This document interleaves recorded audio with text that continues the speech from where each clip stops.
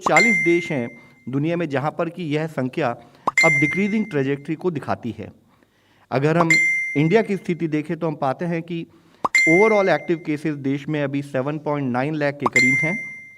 Average daily cases पिछले एक हफ्ते में औसतन 96,000 के करीब आए हैं और जैसे कि हम पिछले 24 घंटे का डेटा देखें तो पाते हैं कि पिछले 24 घंटे में 67,084 केसेस रिपोर्ट हुए हैं। यहाँ हम ये हाईलाइट करना चाहेंगे 1 लाख से कम संख्या में केसेस पिछले 4 दिनों से देश में नोट किए जा रहे हैं, जो कि एक बहुत पॉजिटिव न्यूज़ है। और हमने यह भी देखा कि हमारे यहाँ पर जो एक हाई सर्ज नोट किया गया था इस समय पर, जो कि 21 जनवरी को था, जिसमें 3,47,254 केस रिपोर्ट हुए थे, वह हमने इससे पहले के देश में जो सर्ज नोट किए थे उससे कम संख्या, यानी कि वहाँ पर जहाँ 7 मई को 4,14,000 केसेस नोट हुए थे उससे भी कम रहा है। इसी डेटा को फर्दर एनालाइज करें तो हम पाते हैं जहाँ 21 जनवरी को देश में 3,47,254 केस एक दिन में रिपोर्ट हुए थे, वह संख्या अब घटकर 67,084 हो चुकी है।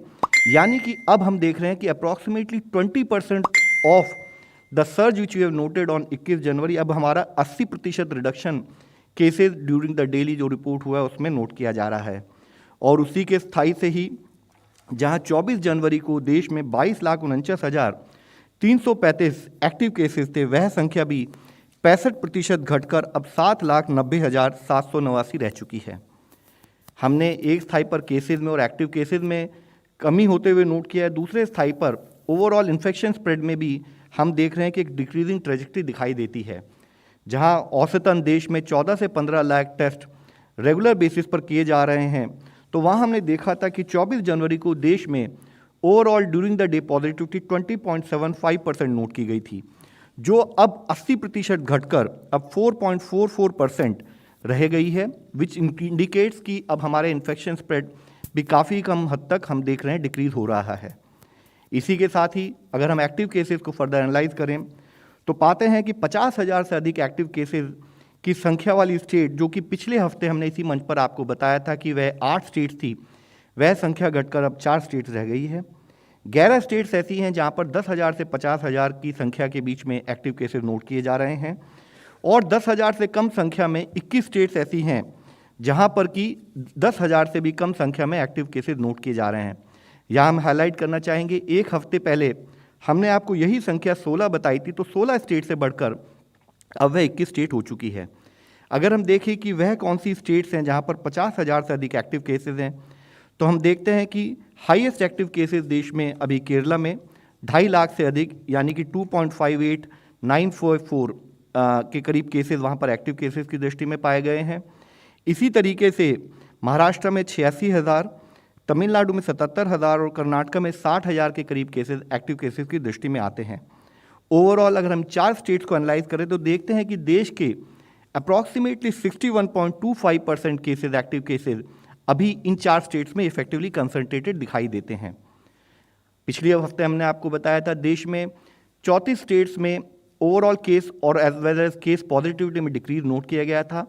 यहाँ हम पॉजिटिव न्यूज़ आपके सामने लाना चाहेंगे। अब हम देखते हैं कि across the country, across all states cases और पॉजिटिविटी में डिक्रीज नोट किया जा रहा है। यहाँ हमने 6 वह स्टेट दिखाई हैं जहाँ पर कि सबसे अधिक संख्या में केसेस रिपोर्ट हो रहे हैं और वहाँ पर भी हम देखते हैं कि जैसे केरला की एग्जांपल लें कि 46.2% केस पॉजिटिविटी जो पिछले हफ्ते थी वह इस हफ्ते घटकर 32% हो गई है और उसी के साथ साथ वहाँ पर केसेस में भी डिक्रीज नोट किया जा रहा है। महाराष्ट्र में केस पॉजिटिविटी में डिक्रीज होते होते अब वहाँ पर 7.3% औसतन केस पॉजिटिविटी दिखाई देती है और केसेस की संख्या में भी कमी आई है। इसी तरह कर्नाटक में 6.7% केस पॉजिटिविटी और डिक्रीज इन केसेस भी नोट किया जा रहा है। तमिलनाडु में भी इसी तरह केसेस में डिक्रीज और केस पॉजिटिविटी में डिक्रीज नोट किया गया है। मध्य प्रदेश, राजस्थान और अक्रॉस द कंट्री एक ये पॉजिटिव ट्रेंड अभी दिखाई देता है। अगर हम देखें कि ऐसे कितने जिले देश में हैं जहां 5 से 10% पॉजिटिविटी है या 10% से अधिक पॉजिटिविटी है, तो एक ओवरऑल बिगर पिक्चर के रूप में देखें तो जहां 2 फरवरी वाले हफ्ते में देश में ऐसे जिले जहां पर 10% से अधिक पॉजिटिविटी थी वह 297 था, उस नंबर में 156 डिस्ट्रिक्ट्स में केस पॉजिटिव डिक्रीज होते होते अब वह जिलों की संख्या 141 जिले ही रह गई है। इसी के साथ ही 5 to 10% केस पॉजिटिविटी वाले जिलों की संख्या 159 जो पिछले हफ्ते थी, वह इस हफ्ते आते आते 160 जिले रह गई है। इसी के साथ ही नंबर ऑफ डिस्ट्रिक्ट जहां पर कि 5% से भी कम पॉजिटिविटी है, यह फिगर आप सबको पता है हमारे लिए बहुत इंपॉर्टेंट है। इट शोज कि infection spread is in relatively controlled manner. तो अगर हम उसको देखें तो जहां 211 जिले थे जो कि 19 जनवरी वाले हफ्ते में ऐसे थे जहां पर 5% से कम पॉजिटिविटी थी, वह संख्या धीरे धीरे बढ़ते हुए 183 जिले हुआ अगले हफ्ते, उसके बाद 268 डिस्ट्रिक्ट्स, और अब 433 जिले देश में ऐसे हैं जहां पर कि केस पॉजिटिविटी 5% से कम है। अगर हम देखें तो पिछले एक हफ्ते में ही इस संख्या में जो 268 जिले थे, 165 जिलों में बढ़ोतरी होते हुए वह 433 जिलों में कन्वर्ट हुई है। जरूरी है कि हमारे containment efforts, management efforts field पर उसी स्थायी से बने रहें ताकि हम ओवरऑल देश में इन्फेक्शन के प्रिवेंशन को रोक सकें। ओवरऑल देश में वैक्सीनेशन पर एफर्ट्स कंटिन्यूड बेसिस पर बने हुए हैं। हमने अब तक 171.28 करोड़ टोटल डोजेज एडमिनिस्टर कर दी हैं और फर्स्ट डोज की कवरेज अगर देखें तो एलिजिबल पॉपुलेशन में 90.23 करोड़ डोजेज देते हुए 96% एलिजिबल पॉपुलेशन को फर्स्ट डोज दी जा चुकी है। सेकेंड डोज कवरेज में 73.29 करोड़ डोजेज देते हुए एलिजिबल पॉपुलेशन में 78% फुल वैक्सीनेशन कवरेज अचीव किया जा चुका है। प्रिकॉशन डोज जो कि health care workers, frontline workers और 60+ वह लोग जो कि कोमॉर्बिड हैं, उसमें अब तक 1.61 करोड़ डोजेज दी जा चुकी हैं। जो हमने यंग एडोलसेंट 15 से 18 वर्ष के आयु के लोगों के लिए वैक्सीनेशन प्रोसेस शुरू किया था, उसमें 5.09 करोड़ डोजेज देते हुए 69% of the expected eligible population cover हो चुकी है। और एक माह बाद जब उनकी सेकेंड डोज दी थी उस कवरेज को भी देखें तो 1.05 करोड़ डोज देते हुए 14% of the eligible population has been covered. देश में 21 स्टेट्स और यूटीज ऐसी हैं जहां पर फर्स्ट डोज कवरेज आज नेशनल एवरेज जो कि 96% से उससे अधिक है, और 16 स्टेट्स तो ऐसी हैं जहां पर 100% कवरेज हो चुकी है, और 5 स्टेट्स ऐसी हैं जहां पर 96 to 99.7% कवरेज है। इसी के साथ ही 21 स्टेट्स देश में ऐसी है जहां सेकेंड डोज कवरेज भी नेशनल एवरेज से अधिक हो चुकी है, जिसमें 6 स्टेट्स ऐसी हैं जिसमें 100% eligible population has been covered with second dose, और उसके अलावा 15 स्टेट्स ऐसी है जहां पर कि नेशनल एवरेज से अधिक सेकेंड डोज कवरेज हुई है। इसी के साथ ही देश में 13 स्टेट्स ऐसी हैं जिन्होंने first dose coverage young adolescent population के लिए नेशनल एवरेज से अधिक किया है, मुख्यतः जिसमें आंध्र प्रदेश में 100% कवरेज भी हो चुकी है। इसी के साथ ही 20 स्टेट्स ऐसी हैं जिन्होंने एलिजिबल यंग एडोलसेंट जो 15 से 18 वर्ष की आयु के हमारे यंग एडोलसेंट है उसको सेकेंड डोज में भी कवर किया है, और उसमें मुख्यतः अच्छा कार्य जहां पर हुआ है देखें तो हिमाचल प्रदेश में 60%, अंडमान निकोबार आइलैंड में 50% के करीब कवर किया जा चुका है। इसी के साथ ही जैसे हमने बताया कि हम कंटिन्यूड बेसिस पर विश्व में केसेस की क्या परिस्थिति है और साथ ही देश में केसेस की क्या ट्रेजेक्ट्री है, और उसके बेसिस पर एमर्जिंग एविडेंस को देखते हुए एक रिस्क बेस्ड अप्रोच पर हम शुरू से कार्य करते आ रहे हैं। और जैसे जैसे हमने डिक्रीज इन केसेस और decrease in cases with in the country and as well as in the world note किया है, तो उसको संबंधित ध्यान में रखते हुए टेक्निकल एक्सपर्ट्स की गाइडेंस के तहत आज ही देश की इंटरनेशनल एवरेज की गाइडलाइन को रिवाइज किया गया है। यह गाइडलाइन हमने मिनिस्ट्री ऑफ हेल्थ की वेबसाइट पर भी डाल दी गई हैं, और इन गाइडलाइन के विषय में हम आपसे सबमिट करना चाहेंगे। तो हम देखें कि ये गाइडलाइन जो आज इशू की गई हैं, ये 14 फरवरी को रात को यानी कि 0001 आवर से लागू की जाएंगी। इसके मुख्य अंश हम आप सबके सामने रखना चाहेंगे।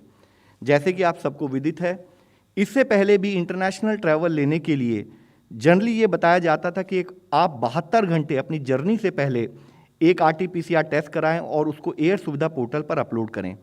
यह सुविधा तो रखी ही है, इसके साथ ही एक एडिशनल सुविधा भी अब हमने प्रोवाइड की है, जिसके तहत वह देश जो आइडेंटिफाइड देश हैं जो कि देश की वैक्सीन को मानते हैं, कोवैक्सीन, कोविशील्ड वगैरह को मानते हैं, और ऐसे देशों की संख्या अभी 82 देश हैं दुनिया के, उन देशों की लिस्ट भी हमने अपनी वेबसाइट पर रखी है।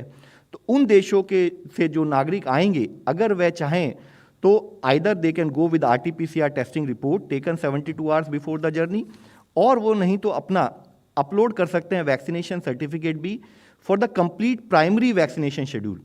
यहाँ हम ये हाईलाइट करना चाहेंगे, प्राइमरी वैक्सीनेशन शेड्यूल मीन्स कि जैसे एक पर्टिकुलर वैक्सीन जो है अगर वो 2 डोज है तो अगर आपने उसकी 2 डोज ले ली हैं तो तब हम उसको मानेंगे कि आपने प्राइमरी वैक्सीनेशन शेड्यूल कवर किया है। किसी पर्टिकुलर वैक्सीन की सिंगल डोज भी हो सकती है, उसकी 3 डोज भी हो सकती हैं। तो जब आप उसका प्राइमरी वैक्सीनेशन शेड्यूल कवर करेंगे और आप आइडेंटिफाइड कंट्रीज से अगर ट्रैवल कर रहे हैं तो आप अपना वैक्सीनेशन सर्टिफिकेट भी अपलोड कर सकते हैं और आपको RT-PCR टेस्ट रिपोर्ट को जो 72 घंटे पहले लिए उसको सबमिट करने की भी ज़रूरत नहीं है। तो आइदर दिस और that can be submitted from these countries. इसी के साथ ही जैसे आप सबको पता है कि इससे पहले हमने जैसे जैसे केसेस की ट्रेजेक्ट्री को देखते हुए दुनिया के सभी देशों को 2 भागों में विभाजित किया था, जिसमें जहां पर इंक्रीजिंग केस ट्रेजेक्ट्री थी उनको हमने कंट्रीज एट रिस्क बताया था और बाकी अदर कंट्रीज थी। अब यह डिमार्केशन क्योंकि अक्रॉस द वर्ल्ड केसेस की ट्रेजेक्ट्री में डिक्रीज भी नोट किया जा रहा है और साथ ही ओमिक्रॉन जो कि एक वेरिएंट ऑफ कंसर्न था वह भी अक्रॉस द वर्ल्ड अब नोट किया जा रहा है, उसको ध्यान में रखते हुए यह डिमार्केशन हटा दी गई है। इसका एक मेजर इम्पैक्ट यह रहता है कि इससे पहले हमने अपनी गाइडलाइंस में कहा था कि अगर आप एट रिस्क कंट्री से आ रहे हैं तो आपको यहाँ आने के बाद भी एयरपोर्ट पर भी अपना टेस्ट कराना पड़ेगा, RT-PCR टेस्ट कराना पड़ेगा और आप जब तक RT-PCR टेस्ट की रिपोर्ट नहीं आती है, क्योंकि उस समय जिस तरह से केसेस जिस गति से फैल रहे थे तो कंट्रोल करने के लिए ज़रूरी था, तो हमने कहा था कि आप एयरपोर्ट पर रुकेंगे और अगर आप पॉजिटिव होते हैं तो हम उसको ट्रीटमेंट और उस मैनेजमेंट के लिए कार्य करेंगे, नहीं तो उसके बाद आप जा सकते हैं। तो क्योंकि अब यह डिमार्केशन हटा दी गई है तो अब किसी भी ट्रैवलर को वहाँ पर रुकने की ज़रूरत नहीं है और हमने साथ में यह भी कहा है कि जैसे नॉन एट रिस्क कंट्री में इससे पहले आने वाले जितने यात्री होते थे उनको 2% रैंडम सैंपल किया जाए।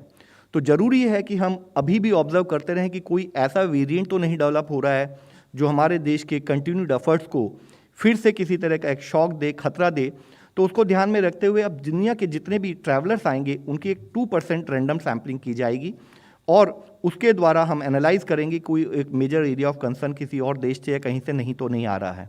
और उससे संबंधित गाइडलाइन बड़ी सिंपल है जिसमें हमने एडवाइस की है कि आप अपना सैंपल एयरपोर्ट पर दे सकते हैं, आपको सैंपल के रिजल्ट की वेट करने की आवश्यकता नहीं है और आप अपने घर के लिए या फर्दर ट्रैवल के लिए प्लान कर सकते हैं। इसी के साथ ही based on the increasing case trajectory हमारी पिछली ट्रैवल गाइडलाइन ने स्पेसिफिकली कहा था कि जब आप किसी भी देश से आते हैं तो आने के बाद 7 दिन तक आप होम क्वारंटाइन करेंगे। तो उस गाइडलाइन को अब केस ट्रेजेक्ट्री को समझते हुए थोड़ा और रिलैक्स किया गया है। हमने एडवाइस दी है कि आप 14 दिन अपनी हेल्थ को मॉनिटर करें पोस्ट अराइवल और अगर आपको कोई सिम्टम्स दिखाई दे, कोई और सिचुएशन दिखाई दे तो चाहे आप हमारे कंट्रोल रूम से या डॉक्टर से संपर्क करें। इसी के साथ ही पुरानी गाइडलाइन ने एक और विषय को हाईलाइट किया था कि 8वें दिन यानी कि होम क्वारंटाइन जो पुरानी गाइडलाइन में था उसके पूरे होने के बाद भी आप RT-PCR टेस्ट कराकर एयर सुविधा पोर्टल पर अपलोड करें। अब यह भी हमने डिस्पेंस विद किया है। तो हम सबको आपके द्वारा यही बताना चाहेंगे कि इंटरनेशनल ट्रैवल गाइडलाइंस 14 फरवरी से एप्लीकेबल होंगी और यह guideline based on situation across the country and across the world इनको करके ये रिलैक्सेशन दी गई हैं जिससे कि इंटरनेशनल ट्रैवल को भी बढ़ावा मिलेगा। जब एक तरफ हमारे सामने कुछ पॉजिटिव न्यूज़ है कि हम देखते हैं कि केसेस कम हो रहे हैं और अभी केसेस का कंसंट्रेशन भी कुछ लिमिटेड एरियाज में, कुछ लिमिटेड स्टेट्स में, कुछ लिमिटेड डिस्ट्रिक्ट्स में अधिक दिखाई देता है, तो ज़रूरी है कि एक स्थाई पर हम इसको पॉजिटिव न्यूज़ मानें, लेकिन दूसरा भी ज़रूरी है कि हम यह ध्यान रखें कि कोविड हमारे सामने आज भी एक चुनौती के रूप में बना हुआ है। तो ज़रूरी है कि हम एक नए नॉर्मल के रूप में कोविड अप्रोप्रिएट बिहेवियर को अपनी लाइफ में एक पूरे तरीके से अभी भी पालन करते रहें। हमारे लिए ज़रूरी है कि हर आदमी, देश का हर नागरिक, सभी कोविड की इस लड़ाई में जैसे कि इससे पहले भी अपना सहयोग देते रहे हैं, अपनी बिट कंट्रीब्यूट करते रहे हैं, आज भी उसको कंट्रीब्यूट करने की आवश्यकता है। तो ज़रूरी है कि हम हमेशा मास्क को पहनें, हाथ को धोएं या सैनिटाइज करें, सैनिटेशन पर ध्यान रखें, उचित दूरी 2 गज की दूरी बनाकर रखें और जो लोग एलिजिबल हैं वह अपना संपूर्ण टीकाकरण कराएं। हमें यह ध्यान रखना है कि अगर कभी भी हमारे व्यवहार में ढिलाई होगी तो हो सकता है कि उससे कोविड को फिर से पनपने का, फैलने का मौका मिले। और जैसे कि माननीय प्रधानमंत्री जी ने इससे पहले भी कहा है कि कोविड की इस लड़ाई में इस समय हमारे लिए ज़रूरी है कि एक स्थाई पर दवाई भी और कड़ाई भी। तो ज़रूरी है कि हम वैक्सीनेशन पर ध्यान रखें और जो भी कोविड अप्रोप्रिएट बिहेवियर है उसका पालन करते रहें। धन्यवाद।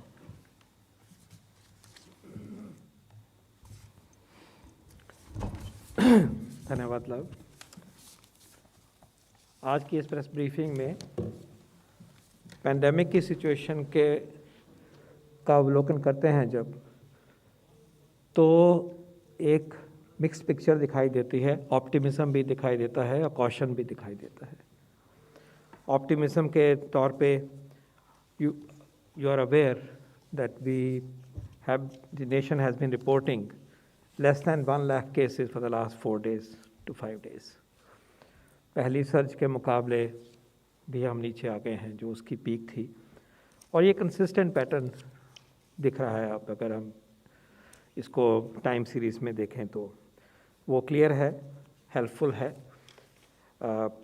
दूसरा एक और सिग्नल अच्छा मिलता है कि ओवरऑल पॉजिटिविटी बिलो 5% आ गई, 4.4, 4.6% के करीब आ गई, जैसे दर्शाया गया।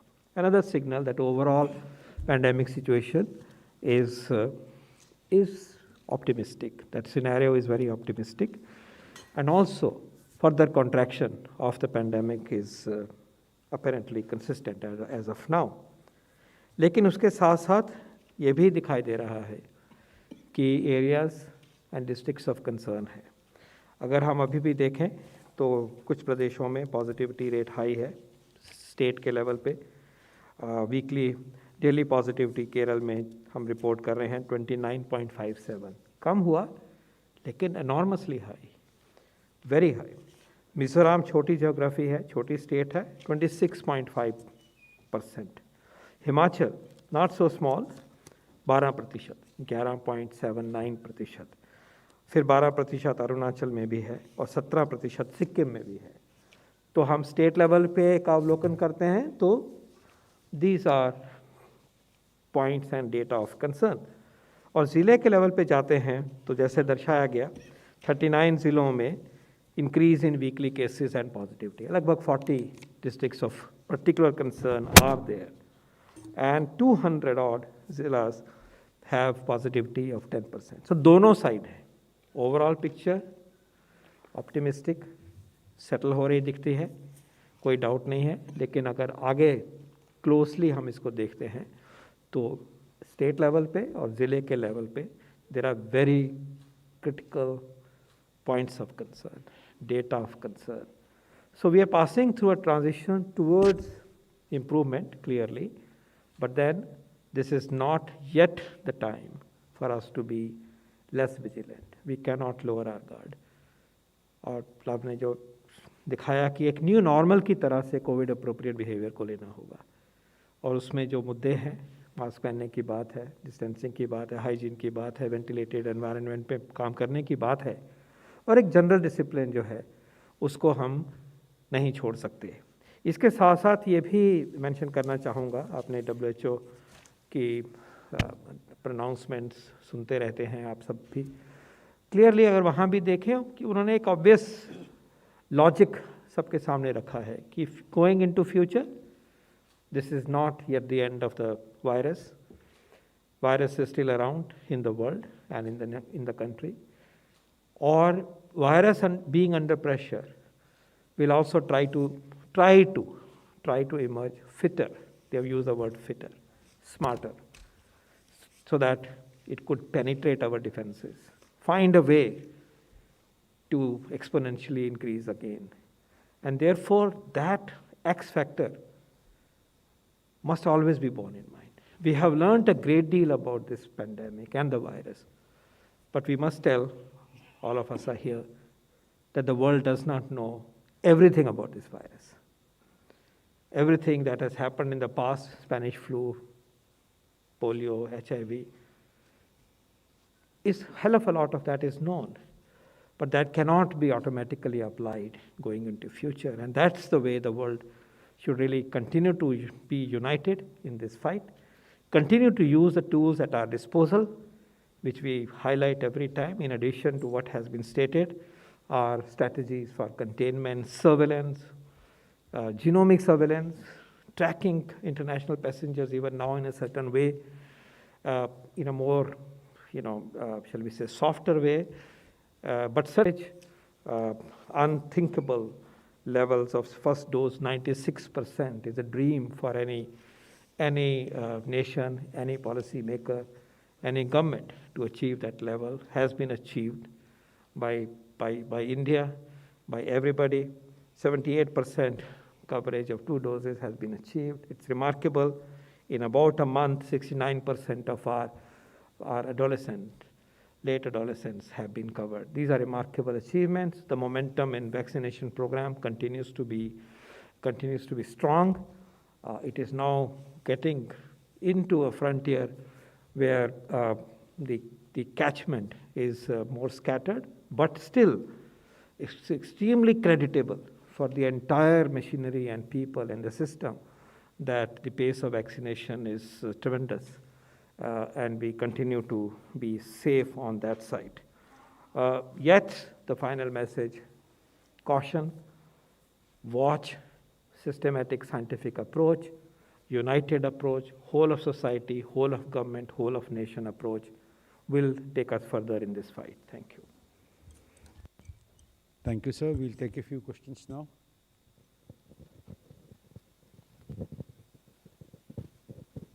Okay, 1, 2, 4.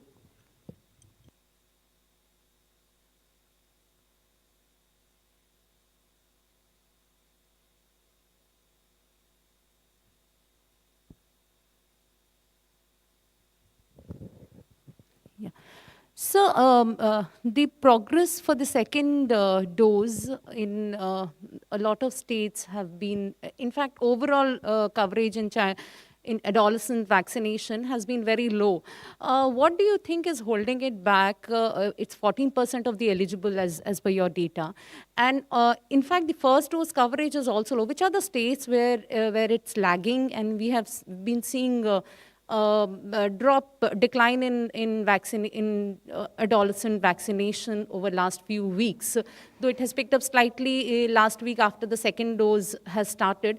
But overall, it seems there is a stagnancy. What are the factors you can highlight? And when do you plan to lower the age group for adolescent vaccination, now that schools have also opened in most states?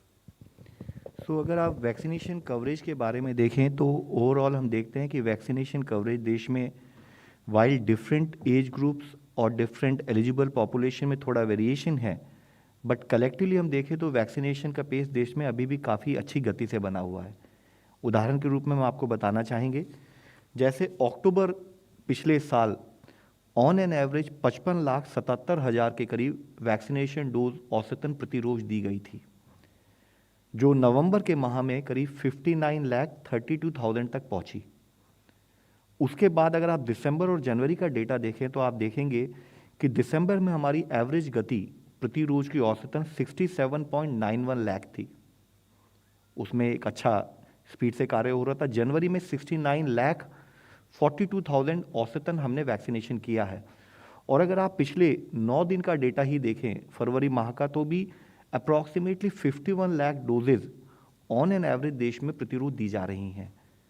लेकिन यह बहुत ज़रूरी है कि जैसे आपको इससे पहले पॉल सर ने बताया, मैंने भी सबमिट किया था, जब एक स्थाई पर देश में फर्स्ट डोज कवरेज 96% हो जाए और सेकेंड डोज की एलिजिबल पॉपुलेशन 78% कवर हो चुकी हो, तब हमारे सामने एक जो अवेलेबल कैचमेंट है, available number of people who need to get vaccinated, वह थोड़ा सा कम हो जाता है।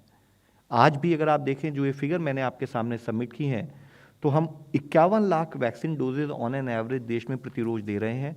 लेकिन हमारे लिए ज़रूरी है, while this is a positive news, लेकिन इसलिए ज़रूरी है कि जो भी हमारी एलिजिबल पॉपुलेशन है, जैसे अगर हमारी first dose coverage young adolescent में 5.09 करोड़ डोज देते हुए 69% कवरेज हुआ है, हम ये चाहेंगे और आपके द्वारा भी हम चाहेंगे, क्योंकि मीडिया एक बहुत इंपॉर्टेंट रोल प्ले करेगा to bring that awareness with in the community, with in those set of people जो शायद किसी कारणवश जिन्होंने अभी तक यंग एडोलसेंट ग्रुप में वैक्सीनेशन डोज नहीं ली है। तो ज़रूरी है कि जो हमारी सारी एलिजिबल पॉपुलेशन है वो हम कवर करते रहें और इस पेस को डेफिनेटली बनाए रखें।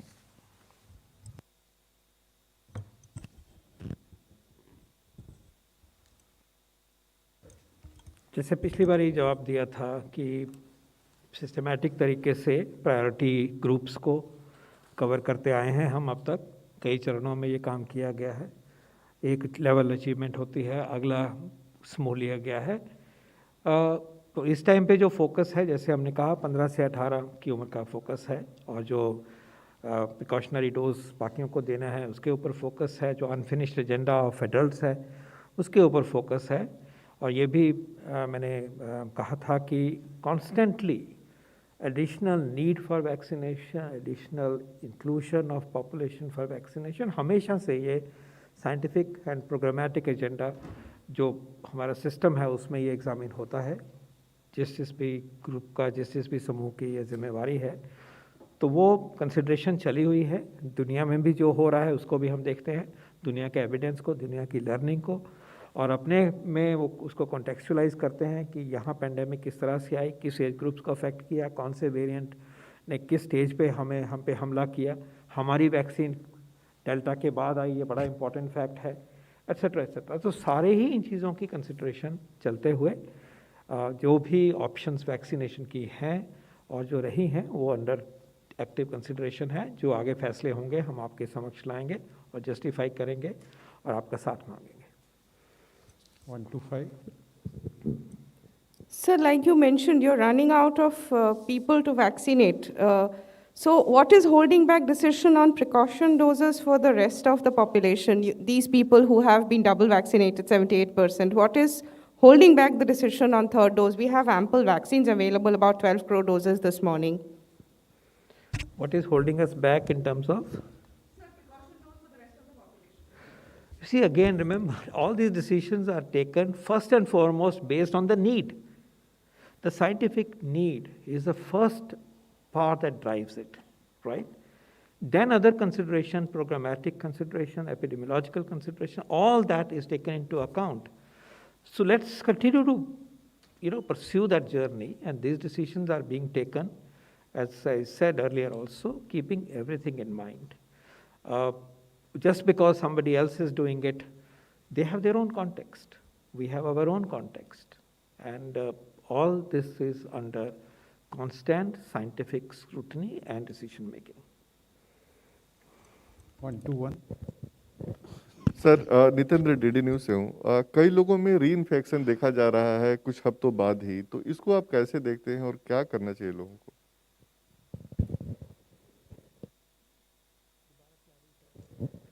कई लोगों में री इन्फेक्शन कुछ हफ्तों बाद ही देखा जा रहा है, संक्रमण का दोबारा संक्रमण हो रहा है एक बार होने के बाद कुछ हफ्तों बाद ही।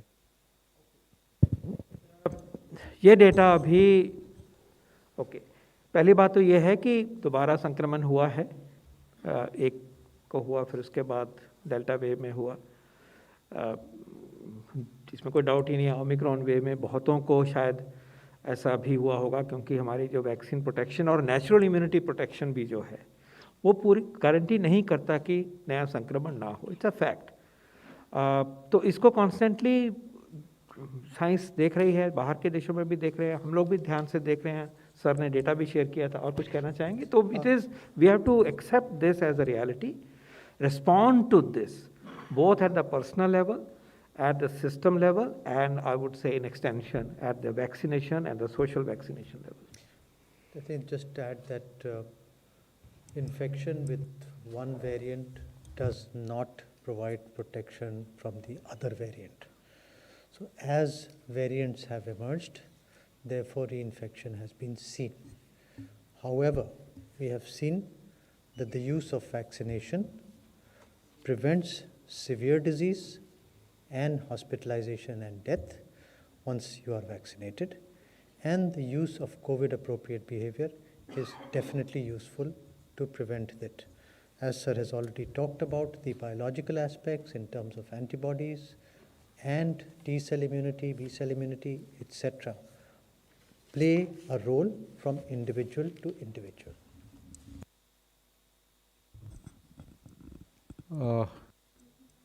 Okay. 86.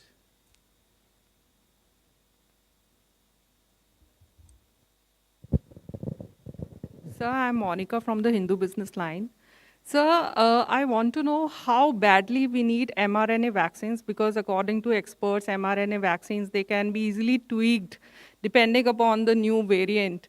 and we still don't have any mRNA vaccines. And also, I want to know about the Zydus Cadila vaccine. Can it become a competitor to mRNA vaccines?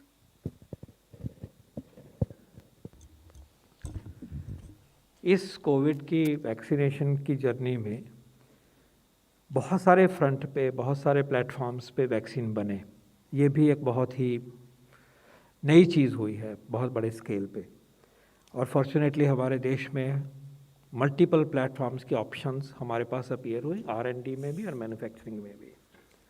We are very proud that we have a candidate vaccine by Gennova which is entirely an Indian development, और वो vaccine जैसा कि आपको विदित है final clinical trial की stages में है, और हमें उम्मीद है कि वो उस थ्रेशोल्ड को पार कर जाएगा कि उसका इस्तेमाल किया जा सके इमरजेंसी यूज़ के अंदर and then regular use someday.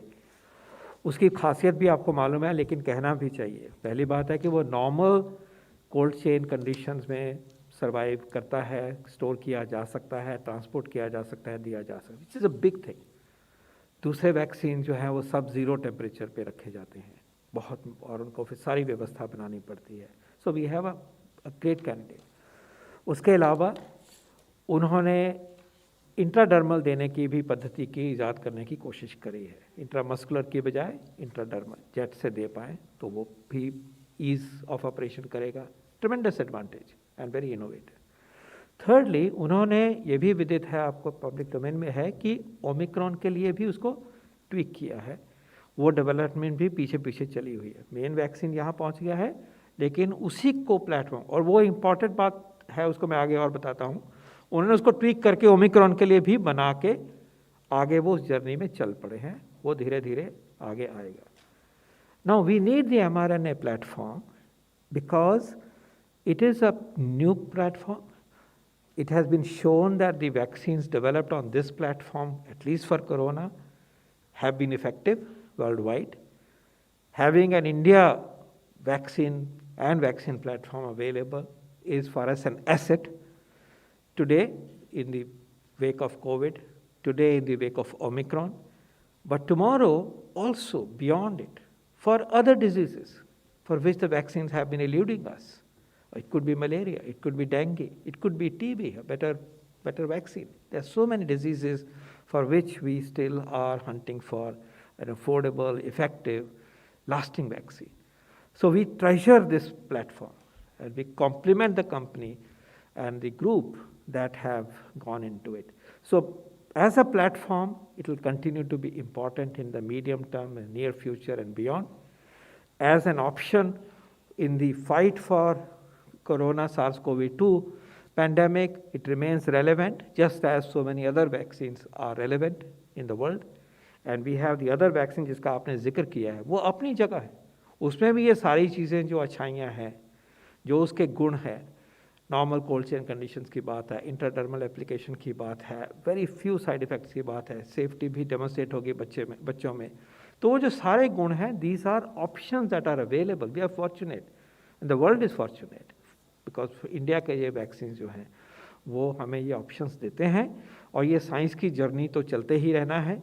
अभी नहीं मालूम ये कहाँ तक लेके जाएंगे। अभी लोगों ने वैक्सीन की रिसर्च कोविड के लिए कोई कम नहीं कर रही है, वहाँ कंपटीशन भी है और आगे की परिस्थितियों के लिए भी तैयार होना है। So it's a great development and we treasure it. So I would just add that this is another vaccine in our armamentarium, which is going to be useful, as Sir has said, which really establishes that India is heading towards becoming a vaccine superpower, number one. And number two, the fact that these vaccines are going to be available for other diseases.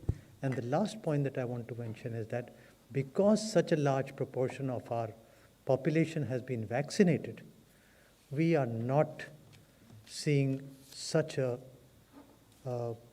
disastrous third surge in terms of hospitalizations and mortality. That protection has been provided by the extreme 96% vaccine coverage first dose, and that I think is a major strength of the nation. Number 5.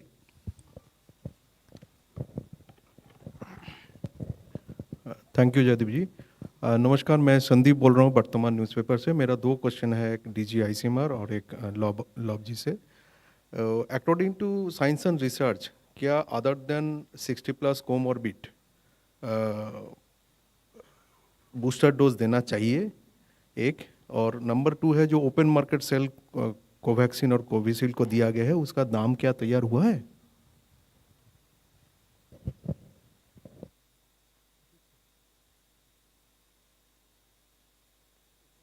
According to science and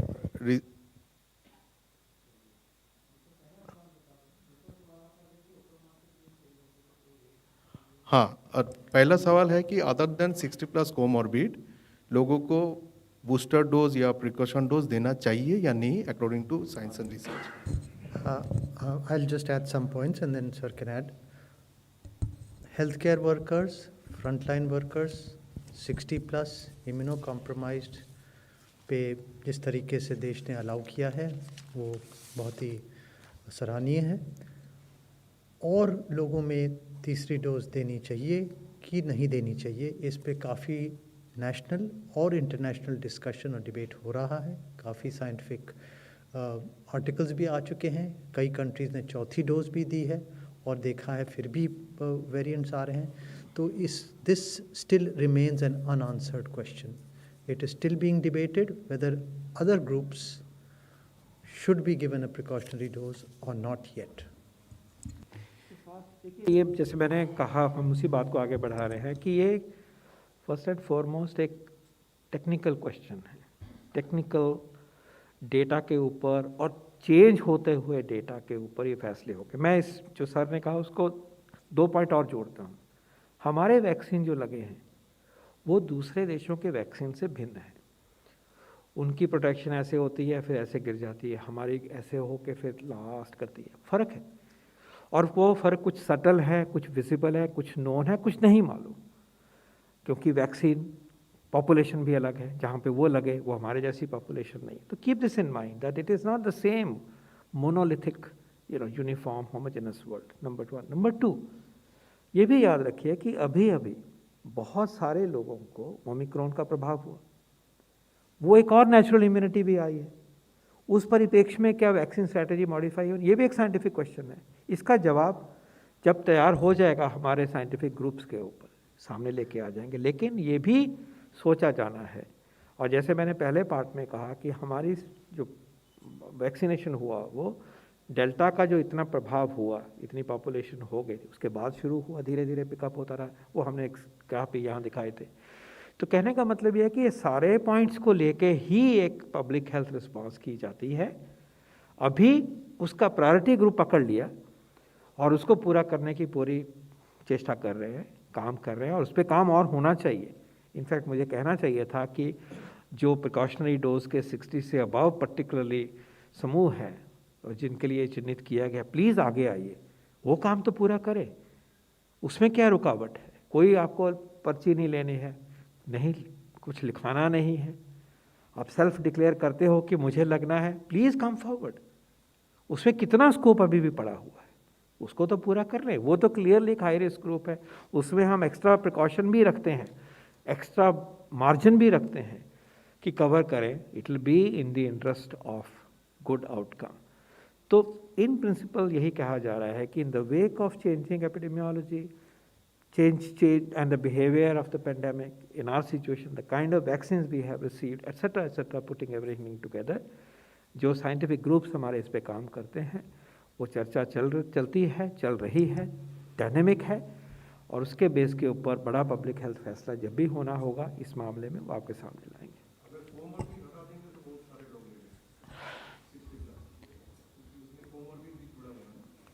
मैं इसमें थोड़ा add करना चाहूँगा। जैसे आपने point बोला, देखिए comorbid patients हैं, वे अपने मेडिकल प्रोफेशनल के एडवाइस पर आगे आ सकते हैं। तो जब आपकी भी नॉलेज में है कि percentage of comorbid people in the elderly is also very high, so that number is not small, और लोग आगे आए, हम आपके द्वारा भी यही रिक्वेस्ट करेंगे। और जो दूसरा प्रश्न आपने पूछा था वह था कि कोविशील्ड और कोवैक्सीन को जो रेगुलर ड्रग के रूप में परमिशन दी गई है इमरजेंसी यूज़ ऑथराइजेशन से हटाते हुए। तो हमने इस मंच पे इससे पहले भी आपको बताया है कि उसमें 2-3 कंडीशंस में परमिशन दी गई है। पहली तो ये दोनों वैक्सीन प्रोग्रामेटिक इंटरवेंशन में यूज़ होंगी, यानी कि ऑनगोइंग गवर्नमेंट के प्रोग्राम से लिंक करते हुए गवर्नमेंट की गाइडलाइंस के तहत कार्य किया जाएगा। दूसरा था कि ताकि प्रॉपर मॉनिटरिंग बनी रहे, तो हमने कहा था कि वह कोविन प्लेटफॉर्म को यूज़ करते हुए उस पर रजिस्टर की जाए। और तीसरा हमने कहा था कि यह पर्टिकुलर कंपनी जो है 6 महीने में, जो कि इससे पहले हर 15 दिन में वो एडवर्स इवेंट रिलेटेड डेटा या कुछ भी सबमिट करती हैं, क्लिनिकल ट्रायल का डेटा सबमिट करती हैं, तो उसको 6 महीने के इंटरवल के बाद वो सबमिट कर सकते हैं। Regarding the issue of rate, इस मंच पर अगर कोई ऐसा कोई निर्णय, कोई डिसीजन, कोई डिस्कशन होता है जो बताने के योग्य होगा, हम आपके सामने जरूर लेकर आएंगे। Thank you, friends. We'll close the press conference now. Thank you.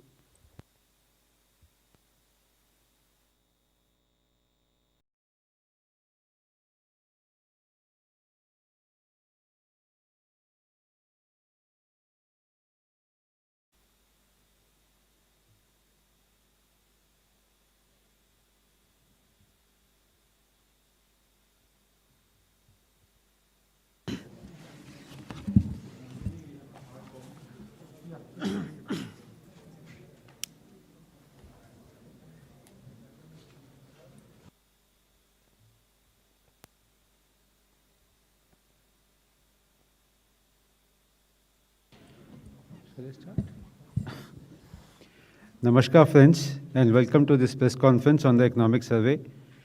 As you are aware, the Union Minister for Finance and Corporate Affairs tabled the economic survey 2021-2022 in the Parliament a short while ago. The economic survey is a strategic blueprint which gives an insight into the state of the economy, and it sets the stage for the Union budget which follows the day after.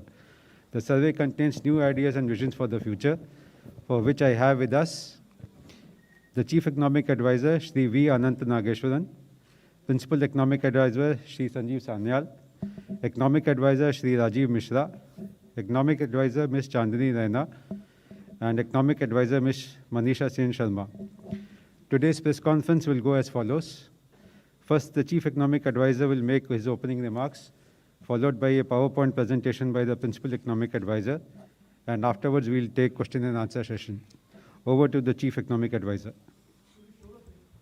We have to get up and release it.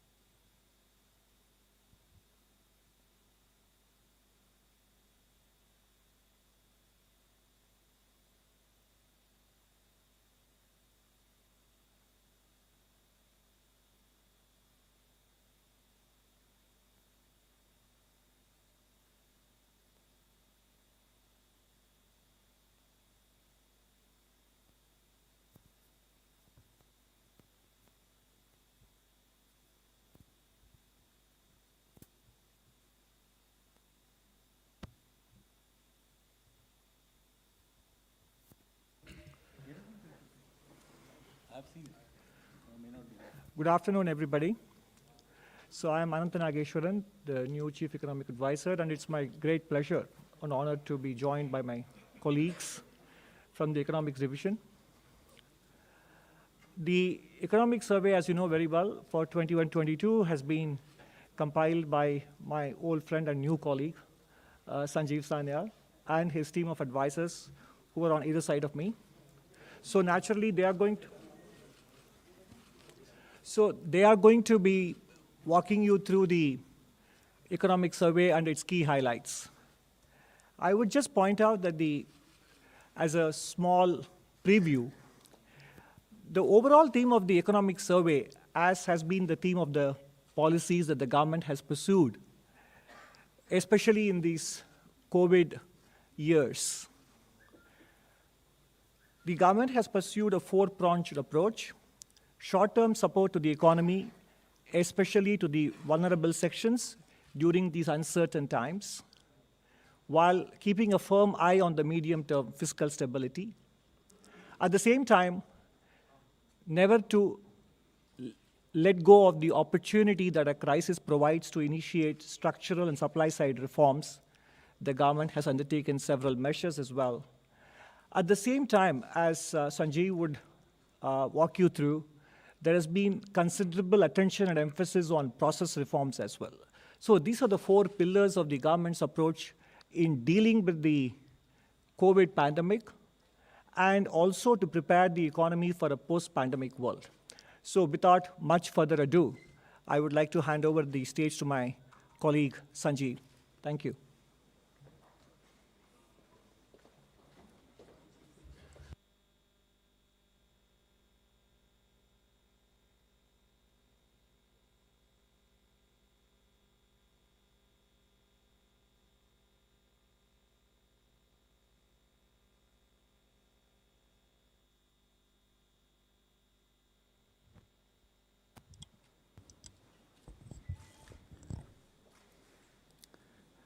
Thank you, Anant. So we'll now go to the presentation of the economic survey for 2021-22.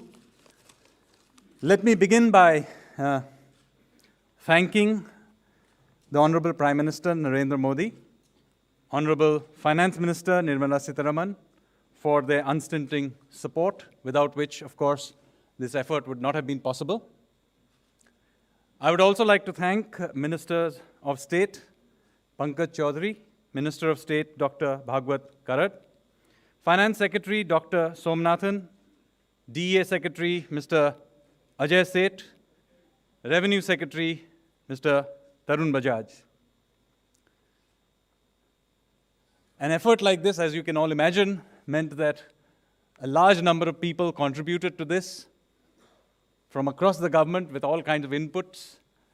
But of course, the bulk of the heavy lifting had to be done by the economic survey, which puts together this document.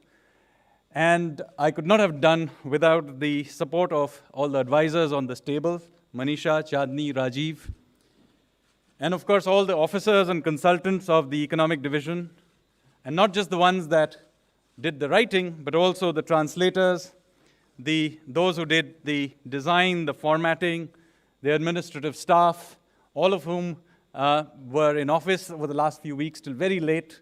And this has been a particularly difficult year to do this, as you can imagine, given the problems we had with Omicron. There were many members of our team who at different points were down with Omicron or some other illness, or had close family members who were affected. So there was many disruptions, and many people had to work from home in very difficult circumstances. So let me say that a very big thank you to all of you. Many of them are sitting right here in front of me, so if you can raise your hands and wave. Please, a big round of applause for them, because they put in a really big effort. Finally, let me welcome my dear friend, Dr. Anant Nageshwaran, to the Ministry of Finance as the new Chief Economic Advisor. So a big round of applause for him as well. So, as many of you may have noticed, the economic survey has gone through another change in its format. We will be going for a different format, but it is important in this context to go through a very quick history of this document. So the economic survey as a document has its origins in the early 1950s, when it started out as part of the budget papers. So it is not published separately, but as a part of the budget papers. And the earliest one that I could find is from 1957. It was a very short document, only 38 pages long. And it was basically a descriptive document. It had some recent trends, but not much by way of analysis, and almost nothing by way of recommendations and so on. So it was a very simple document, but nevertheless, that's where it started out. You can see on the left image, one of the earliest ones that we have images for. This is the one from 59-60.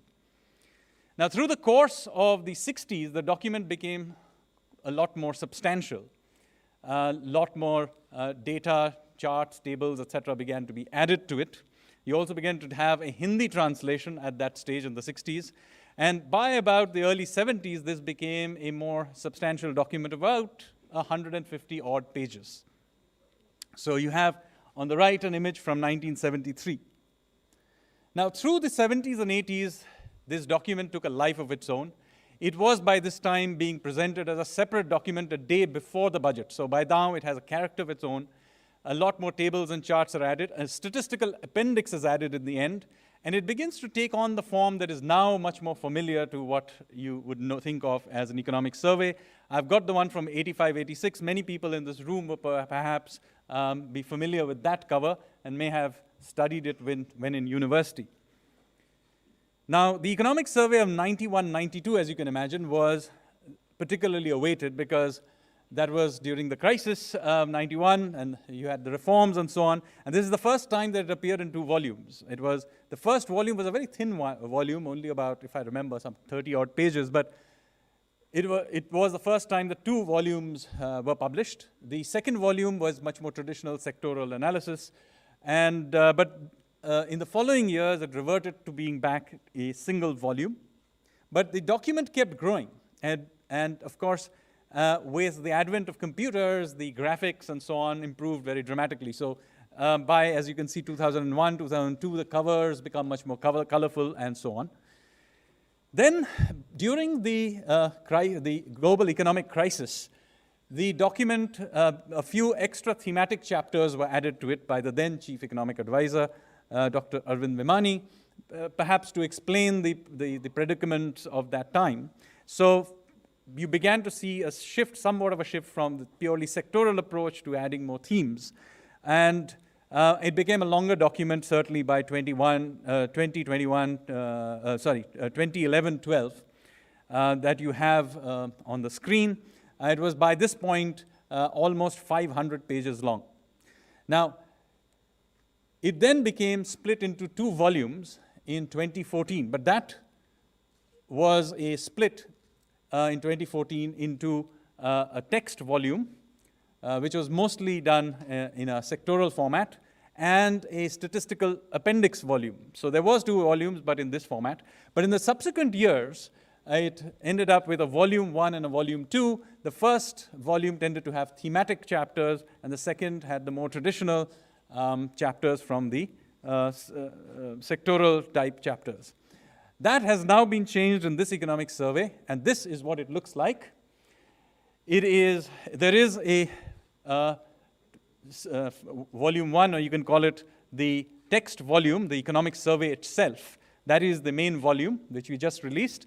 But there is a second volume, which is the statistical appendix, and it's been given a character of its own. It's been refreshed. Many old tables have been removed, new tables have been added. For example, new kinds of data like GST, IGST, and so on have been added. There's a whole new section on high-frequency indicators as well, in line with some of the thinking that I will now talk about. Now to the content of the economic survey of this year.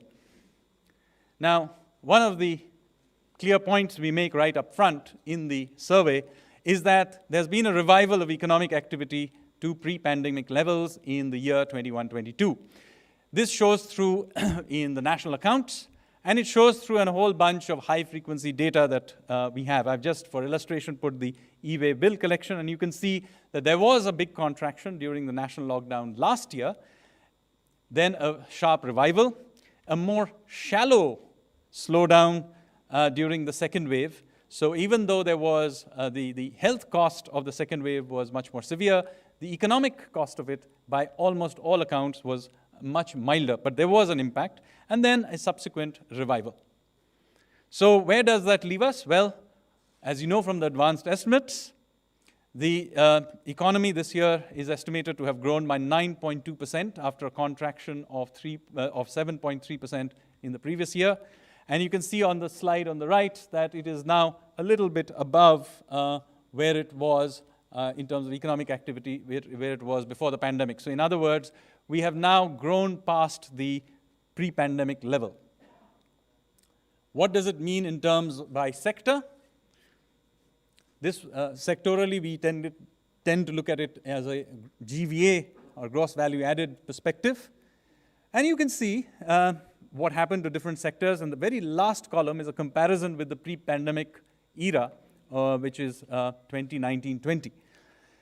And you will see that the agriculture sector, not surprisingly, this is the sector that was the least affected by lockdowns of various kinds.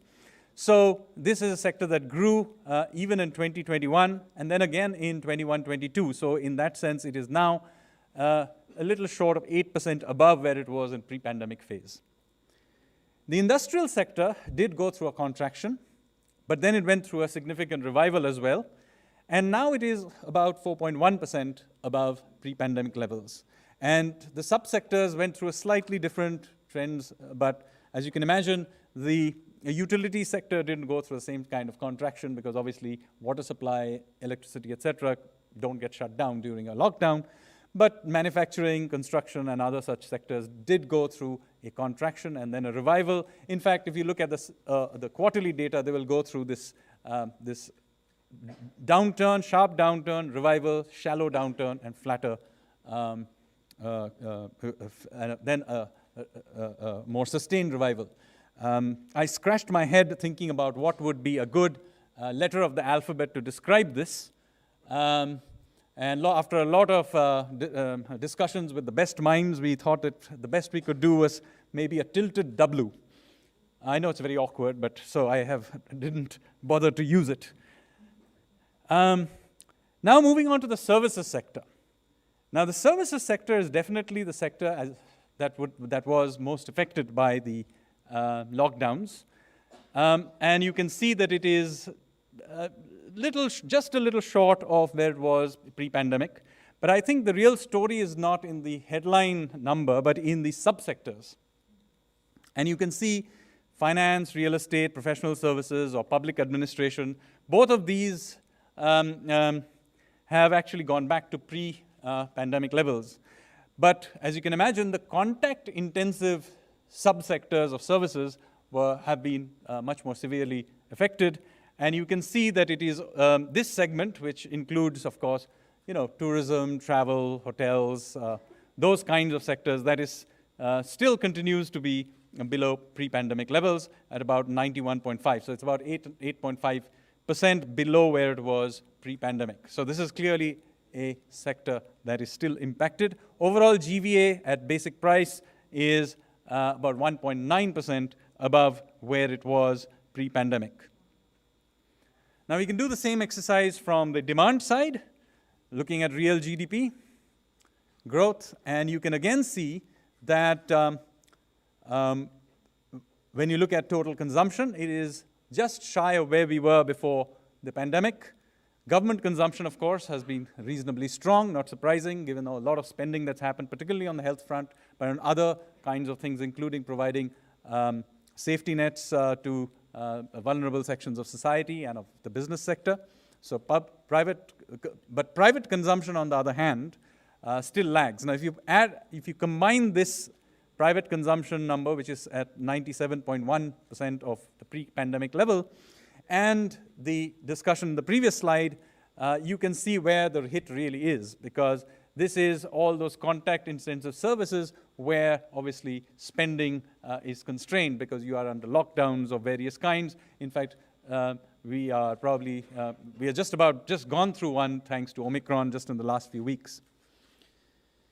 Meanwhile, the gross fixed capital formation has recovered past the 1920 level. The key point here, of course, is that a lot of this is driven by government spending on capex, particularly on infrastructure, which we will also return to a little later in the fiscal segment that we will discuss. Exports have been a major driver of growth, and you can see they are now very significantly above the pre-COVID level. But of course, imports have also been very strong. Overall, GDP is 1.3% above where it was pre-pandemic. This is in line with what we saw calculating from the GVA perspectives. Now, of course, it's all very good for an economy to have recovered like this, but we continue to remain in uncertain times. There are geopolitical risks bubbling up in various parts of the world. Oil prices have spiked up just in the last few days, in fact. There's going to be very likely a withdrawal of global liquidity by major central banks, and that is something we have accounted for. So taking all these uncertainties into account, it is important to see whether our macroeconomic indicators can provide us a bit of a buffer through this recovery process. The first one we looked at was the fiscal performance, and you can see that the data that we have available for April to November 2021, which is the data that is publicly available with all of you, and it's not surprising from what you have probably been following anyway, that there has been a very sharp increase in both tax and non-tax revenue collections of the government. And it is not just the case that these collections are high on a year-on-year basis from the pandemic hit numbers of 2021. They are actually very significantly above what they were pre-pandemic as well. So this is real, genuine, boost to revenue collections of the government, which is great because this allows support for another leg of the government strategy, which is support for capital expenditure. And you can see that capital expenditure is now a level above where it used to be pre-pandemic. I mean, this was something that was ramped up very sharply through the second half of the last financial year as part of the demand push, but has, as you can see, been quite strong ever since. And so this is a very important part of the government strategy to both support demand on one side, but also create supply-side assets for the future. Now, where does that leave various deficits? Well, as you can see, the numbers available for April to November, obviously the estimates for the full year you will get tomorrow morning, but the publicly available numbers for April to November clearly show that the fiscal deficit is not only below what it was for last year for the same period, but also below what it was in the pre-pandemic phase in nominal rupee terms. This is also true, by the way, of the primary deficit, which is very substantial. It's half of what it was in the pre-pandemic period in rupee crore terms. So this is a very substantial correction. And of course, if you think of it in terms of percentage budget estimate, you can see that traditionally, because a lot of the revenue in India tends to be front-loaded, the fiscal deficit of the first half or the first in this case, April to November period, tends to be above the overall full year, and then in the course of the next few months, it comes down.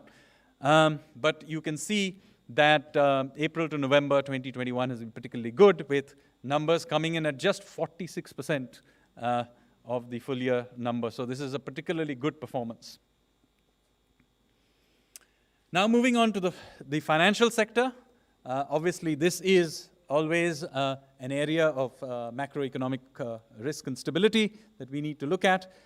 There were many commentators who had expressed the fear during the last 2 years that the financial system would become very stressed as a result of this shock, this pandemic-related shock. And you can see, however, that this sector actually has weathered it rather well. Whether it's the gross NPA level or the net NPA level, both of them have continued to steadily decline through the last couple of years. And this is even true after the initial IBC moratorium was removed. So this has not gone through a spike after that. And the banks continue to increase their capital adequacy ratios. So they are becoming much more better capitalized. This is important, that even if there's some later lagged impact of the pandemic on the economy, the banks are well capitalized, and they seem to have taken the pandemic shock in their stride. Now, of course, the financial sector is not just about stability, it's also about growth. And the last couple of years did see credit slow down significantly. But in the very latest numbers, you can see that it has begun to tick up again. But the good news is, because you have a banking system that is well capitalized, when the demand for credit arises, this banking system is in a position to provide that credit where appropriate. Also important to note how strong the capital markets have been. And you can see the amount of resource mobilization that has happened through IPOs through this year. In fact, just the April to December number is good enough to reach all-time records. So we've already crossed all-time records in the first 3/4 of the year. So not even taking the last 3 months, we are already in record territory.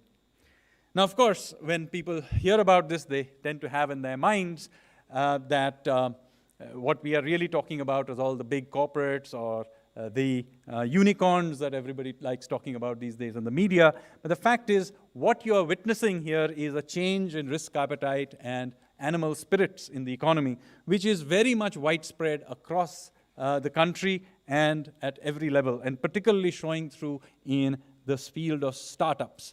So here I have two maps. The one on the left is just from 5 years ago. It shows new startups in India as of the year 2016-17. These are not just any company that happen to have been established. These are these are companies registered with DPIIT as startups using certain criteria. So they are proper startups. And you can see in the year 16-17, there were these few sort of concentrations near Bangalore, Hyderabad area. There was one concentration near Mumbai, and then one in the Delhi NCR area. But most of the country really didn't have a startup culture. Now, 5 years later, that has completely changed. And this is, by the way, data as on 22nd of December. We have not even finished the year. And you can see a complete change. There are at least 555 districts in the country with at least one startup. This is quite incredible. And you can see it's scattered across the country. There's obviously the usual suspects, Delhi NCR area. There is Mumbai, Pune area. There's another hub near Ahmedabad. And I mentioned Bangalore. But you can see that there are hubs all across the country, whether it's in even near Patna and Lucknow, there are startups popping up, and even in parts of the country that, not historically associated with startup culture. You can see even in the Northeast, there are several of them popping up. So this is a real change in some ways in the animal spirits at a grassroots level. Now to move on to the next stability indicator. This is the external sector. Again, the balance of payments remained in a healthy positive territory throughout this episode. There were obviously ups and downs on individual segments, whether it's the current account or the capital account. But overall, even during the difficult times of the lockdown, when the capital flows may have been a little volatile, the current account moved into a large surplus in the first quarter of 2021. And since then, of course, capital flows have been doing very well. And although the current account has moved into a small deficit because of a revival in imports, which is natural. If your economy revives, your imports will also revive, and oil prices too. But you can see that capital flows have been so strong that we have a very healthy balance of payments surplus throughout the period. And this has allowed for an accumulation of foreign exchange reserves. We are now at about 634 billion reserves, one of the highest in the world, and equivalent to about 13.2 months of import. So very, very comfortable. You compare it with whether our external debt servicing requirements or any other ratios, you will see they are very, very comfortable on the external front. Now to move to inflation. Now inflation, as you can imagine, during the year 2021 was very much reflected the disruptions caused by the lockdowns, the supply chain disruptions. So not surprisingly, the supply chain disruptions meant the CPI went up, whereas piling up of inventory at the wholesale meant that actually went into negative territory. So since things were opened up into this year, you saw the CPI come back into the tolerance band, and it remains in the tolerance band as of the latest reading of at 5.6%. But the WPI has popped back up and is in double digits. Now, some of that, of course, is a reflection of the low base from last year. So that will, of course, wear itself out. But we do need to be concerned here in India about the fact that there is significant imported inflation, particularly from energy prices, that will be something we need to watch out for. Now, as part of the economic survey, we did some analysis of things that very often become matters of debate quite often, which is tomato and onion prices. And you can see why that is the case, because tomato and onion prices, and those of potatoes as well sometimes, go through these massive spikes. So the question is, why do they go through these massive spikes? And so we did a little bit of analysis here, and we found something quite interesting. First of all, this one is for tomatoes. There is a lot of seasonality in all of this. And you can see that during the months of February, March, April, the prices of tomatoes decline every year. And then in the months of July, August, and then another spike somewhere in October, November, they go up. And every year this becomes a matter of debate. This is a cyclical trend because of the harvesting cycle, and we should be able to see through it in different ways. In addition to that, you also have irregular components in terms of weather shocks. So there is a section in the economic survey, please read it for those who are interested in this. We have something similar also for onion prices, and you can see there is a lot of seasonality here as well. Every year it goes down during the months of April, May, June, and you will see farmers complaining, and then later in the year when it goes up, consumers complaining about this. And again, of course, the weather shocks also play an important role in all of this. Of course, the solution to that, this is to develop the supply chains that and cold storage facilities that can smoothen this out, and not to mention financial instruments that can allow for futures so that we can smoothen these things out. But just to show you why this happens every year.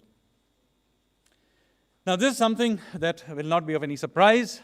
An important risk factor these days, a macroeconomic risk factor these days, is waves of COVID pandemic that seems to come through. So not surprisingly, vaccination status is actually a macroeconomic stability indicator, and you can see that we have done rather well over the last year, and this data is as of 16th of January, because that marked a full year cycle. And you can see that we have done rather well in terms of percentage of adult population with the first dose. We have now crossed 93%. Percentage of adult population with second dose was about 70% at the time of writing. This is moving so fast that by now this has already moved on from this. Now, it is traditional that we present an outlook and a forecast for the next financial year. So the growth for 2022-23, we argue in the economic survey, will be supported by widespread vaccination coverage, gains from a large number of supply-side reforms, easing of regulations, robust export growth, availability of fiscal space to ramp up capital spending, and so on. And so we expect that there will be a fairly robust growth into the next year, and we forecast that India's GDP will grow in real terms by 8 to 8.5% in 22-23. Now, this projection is based on a bunch of assumptions. All projections are always based on some assumptions, and it's important to be absolutely transparent about what they are.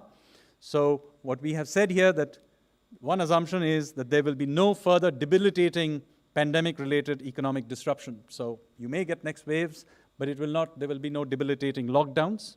That's an assumption. We assume a normal monsoon. We do allow for significant withdrawal of global liquidity by major central banks, although we hope that they will be broadly orderly, but there will be a withdrawal of such liquidity. Oil prices in the range of 70 to 75. Now, somebody may say that, how can you assume this when oil prices are at 90? Well, just remind you that just 18 months ago it was below 20. So we have put what we thought was a reasonable assumption. And of course, the global supply chain disruptions will remain in play for much of the next financial year, but will slowly ease towards the end. So we do allow for significant disruptions to continue for much of next year, but easing over time. Now, just to put it in the context of some of the international forecasts that came through, the latest one came from the IMF just 5 days ago. And you can see, first of all, that India is one of the very few countries where, in fact, pretty much almost the only country where the forecast has been increased. Their forecast for that year went up from 8.5 to 9.0. This is in the context, as you can see, very substantial reductions for almost every other country.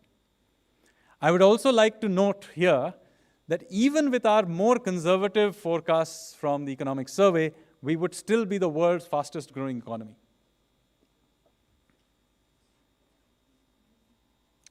Now, as the point that we have made so far, the economy is in a good place to grow strongly into the next year or two, and all the macro stability indicators suggest that there is a fair amount of buffer. So how did we manage to do this? What was unique about our policy strategy? And here I would like to highlight something that we talked about briefly in the last economic survey, which was a barbell strategy. Why? What is this all about? Well, when you're living in an extremely uncertain environment, it is very difficult because there are a lot of unpredictable things happening. So how do you deal with an extremely uncertain, unpredictable environment? How do you make policy in this environment? So we have argued that one good way of doing this is to use something that is used commonly in finance, incidentally, something called a barbell strategy, where basically what you do is you combine two opposite legs, very disparate legs, two different strategies to try and hedge in both directions. So the barbell strategy can be used in the short run, short to medium run, and as I will tell you a little later, can also be used for a longer term strategy. Now, in the case of our immediate COVID response over the last 2 years, the way we used the barbell strategy was the following. On one hand, what we did, we used safety nets to provide some sort of a buffer for vulnerable sections, both of society and of the economy, whether it's MSMEs and so on. And on the other hand, we responded iteratively based on Bayesian updating of information. So rather than try and predict exactly how and when various waves and lockdowns will come, you use high-frequency data to keep track of what's happening and respond as quickly as possible. Now, some of you may recognize this is what is very often called Agile, the Agile framework. Those from software or from project management background will know there's a large literature on this iterative approach called Agile. So yes, this is indeed Agile, and so this is a key enabler of our strategy. The combination of on one side, resilience or safety net, and Bayesian updating and response on the other. Now, as part of the safety net, you saw a large amount of ramping up of safety net spending, whether it's in terms of providing liquidity support and guarantees for the MSMEs, or providing the world's largest food program. I believe almost a little short of 1 lakh crore or worth of food has been distributed under that program, and so on. So we have talked about it last year as well in the economic survey, and we mentioned it in this year's as well. But just to highlight some things here, you can see spending on social services already rising in previous years, but now very much ramped up for all these categories, health, education, and so on. Then there are certain large national programs which may not be part of the COVID program as such, but are an important part of the safety net because they target the vulnerable sections at the bottom of society. And these have been kept going through this COVID period. I'm just highlighting some here just so that you get a sense of it. This is the PM's Awas Yojana. There are several legs to it, but two big ones. One is the urban, and there is the Grameen, that's the rural. And you can see the number of houses sanctioned and the number of houses completed. For the urban, there's 1.14 crore houses were sanctioned, of which about 53 lakhs have been already completed. On the Grameen, 2.17 crore houses were sanctioned, of which 1.69 have been completed. These are not trivial numbers that I'm dealing with. These are really large numbers. And, look at the houses that have been created. PMAY, very different from earlier sort of top-down driven supply of housing that used to be provided. This is a much more bottom-up, demand-driven housing, and as a result of engaging with the recipients, the quality of the housing that is being generated, as you can clearly see yourself, is genuinely better, and you can see there's a lot more photographs I could have provided. but just to give you a sense of what is happening here. This is a truly transformative, and it's really transformative in some of the smaller towns of India. And just to give you a sense, this map that I'm showing here is not in the economic survey, but I thought I'll just include it here just to give you a sense of this. This is the PMAY houses in Agartala, small town in a remote northeast of India. And you can these dots that you have, the blue-gray dots, these are all the PMAY houses scattered across Agartala. And you can imagine how many of them there are. It's almost transformed that city beyond recognition. This is just one scheme. So very important to remember what happens with these schemes that are being delivered at the bottom. Another example of that, the Jal Jeevan Mission, which is the tap water connections to households. You can see as on 15th of August 2019 what the situation was. Large parts of the country, not even 10% of the population had tap water coming to them. But even the better performing states also, there are many of the better, richer states also below 50%. And 2.5 years, we're not even 2.5 years later, you can see the situation of 2nd of January. In fact, this is moving so fast that we have just put 2nd of January if the latest data has moved on even from here. But just to show you where the progress has been, there's obviously the better off states where you can expect that things were always going to be good, things like places like Goa, Haryana, and so on. But there's states that have done particularly well. I'd like to highlight Telangana, Bihar, not a state very often people think is going to do very well in these kinds of indicators, but they've clearly done well. Much of the Northeast, just look at what's happening. And then there is Ladakh. Barely 15% of Ladakhi households used to have tap water, rural tap water till recently, and look at how it's transformed. Now just imagine trying to get yourself a bucket of water from somewhere far away at minus 30 degrees centigrade. So this is not not a trivial change that we are talking about. This is transforming lives at the bottom of the pyramid. Now, of course, this is one leg of that barbell. On the other side, you have iterative policy, whether it is responsiveness through series of announcements that you saw through much of 2021, but even some you saw in 21-22. And this iterative approach is driven by high-frequency indicators that many of us have been using. They are published, incidentally, the 80 odd of them, and they are published every month in the monthly economic review that the Ministry of Finance publishes. But again, you can see I'll just giving you a very quick overview of what these are. You can see, and you'll see in every one of the case this sharp dip, revival, shallower dip, and then revival. Most of them will show something in those lines. Fuel consumption, GST, railways, freight, and so on. And of course, you also see that even in high contact services as well, the same thing shows up. But obviously, in these areas like air traffic, railway passenger traffic, etc., in these contact-intensive areas, obviously the recovery is still not complete.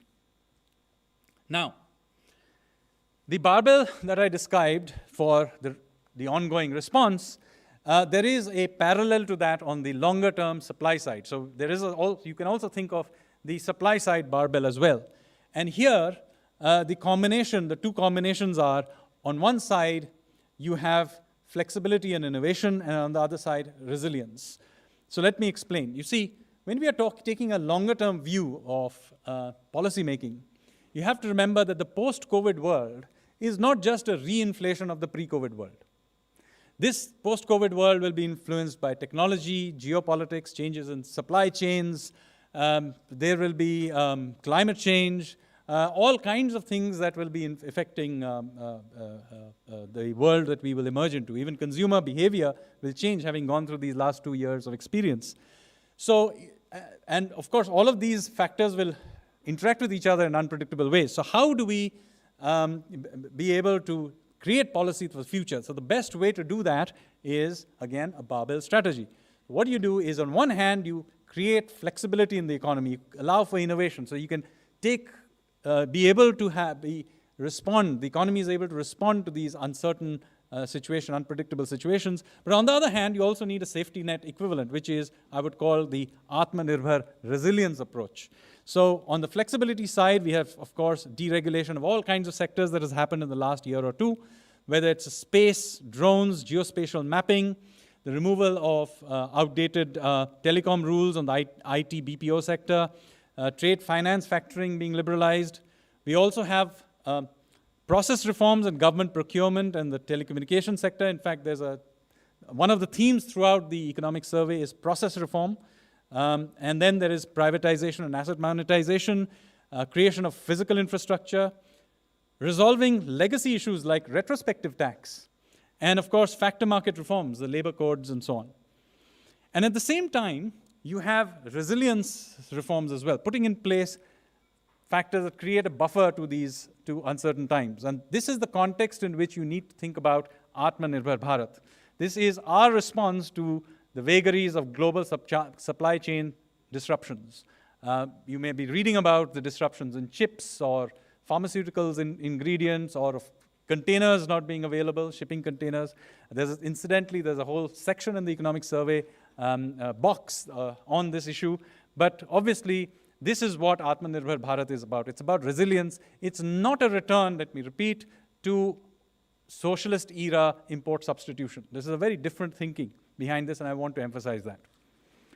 There's also, of course, a part of this, the production-linked incentives to encourage domestic production, support for domestic manufacturing of key inputs like chips, pharma ingredients, but also things like deposit insurance, which is also a buffer to the system.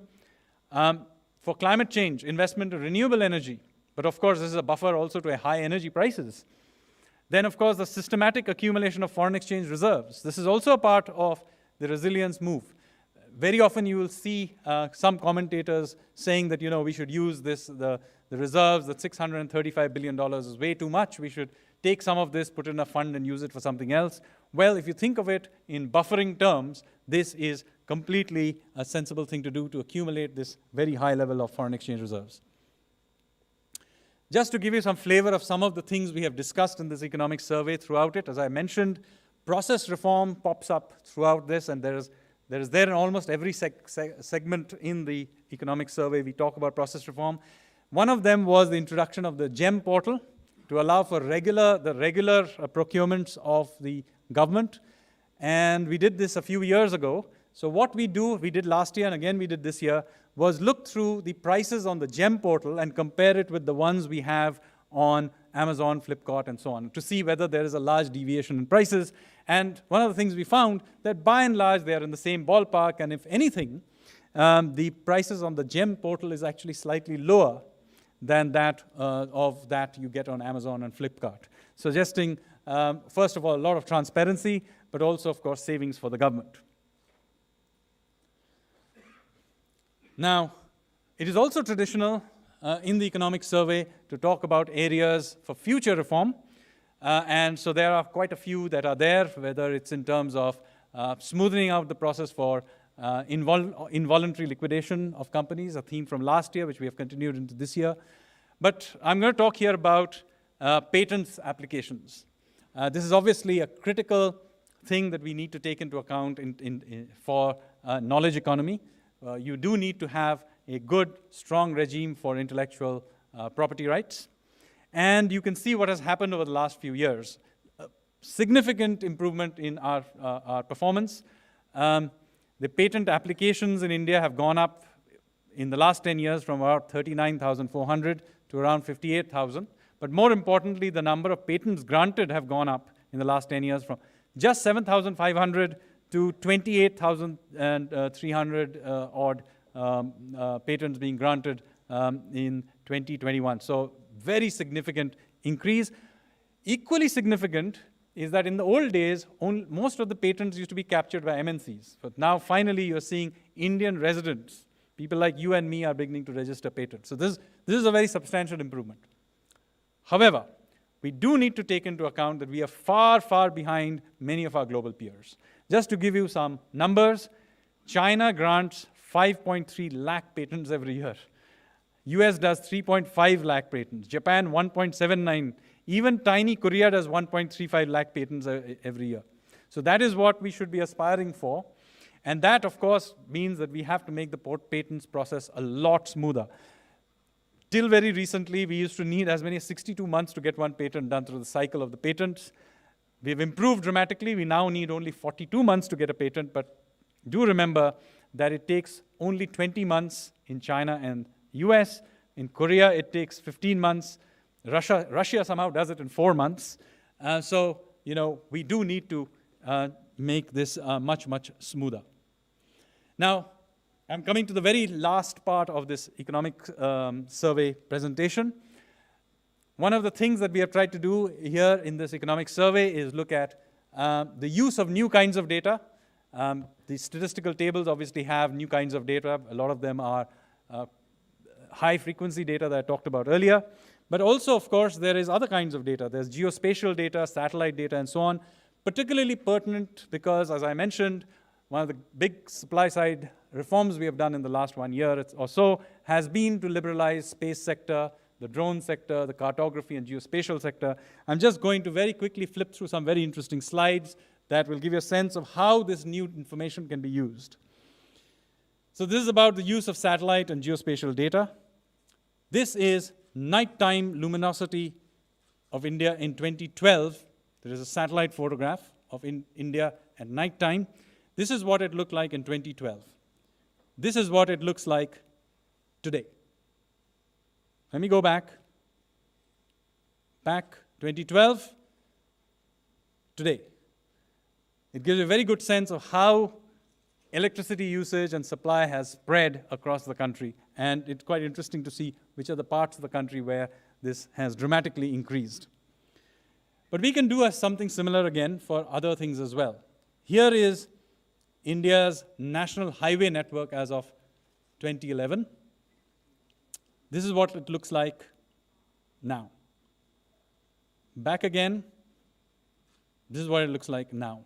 You can clearly see dramatic increase, almost doubling of the number of national highways.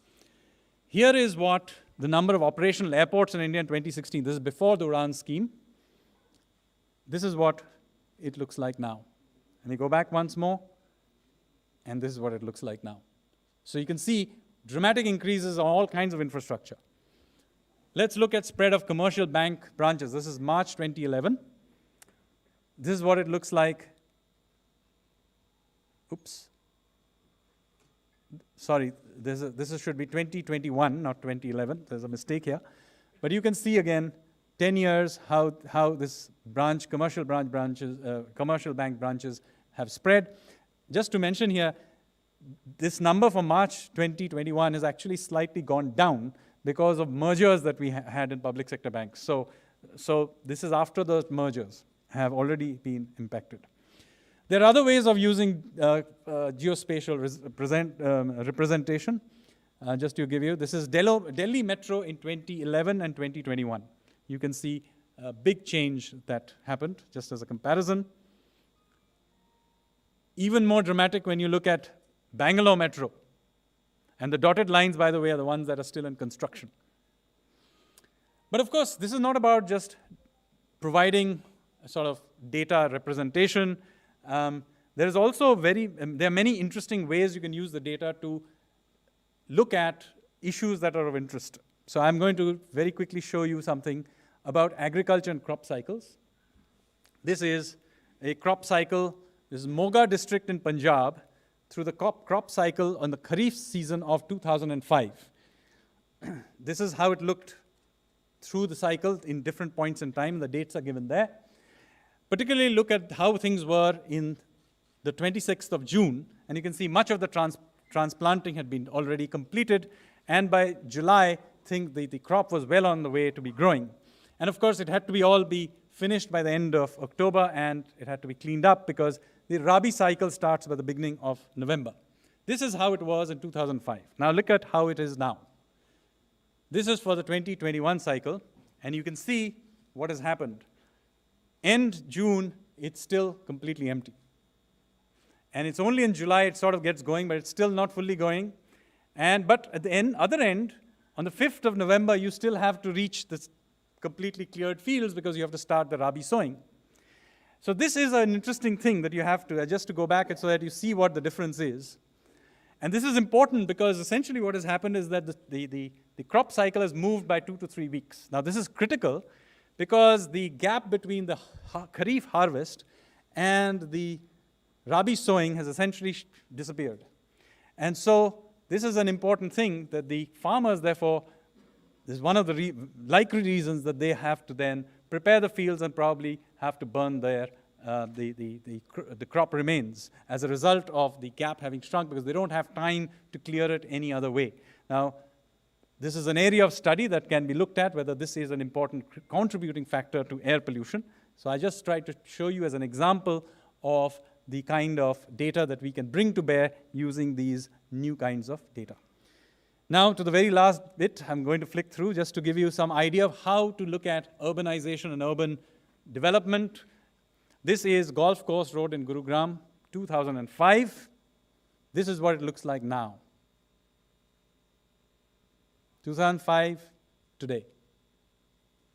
You can even see on the right, top right corner, the golf course itself. It exists, and how this is developed. The Tech Park in Bengaluru, 2002, and this is what it looks like today. Bandra Kurla Complex, Mumbai, 2001. Mostly empty. This is what it looks like today. This is now our country's financial capital. This is where it all happens. This is what it looks like today. With that, let me come to the end of my presentation. Thank you.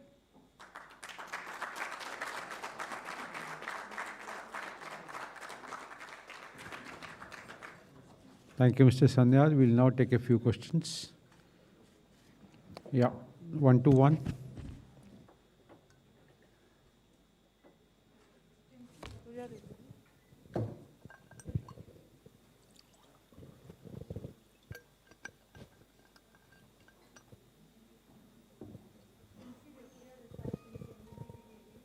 How do you support India's economic growth for the next fiscal, considering that we've seen massive job losses, loss of income, loss of human as well in the last 1 year, especially the year gone by, or the fiscal implementing?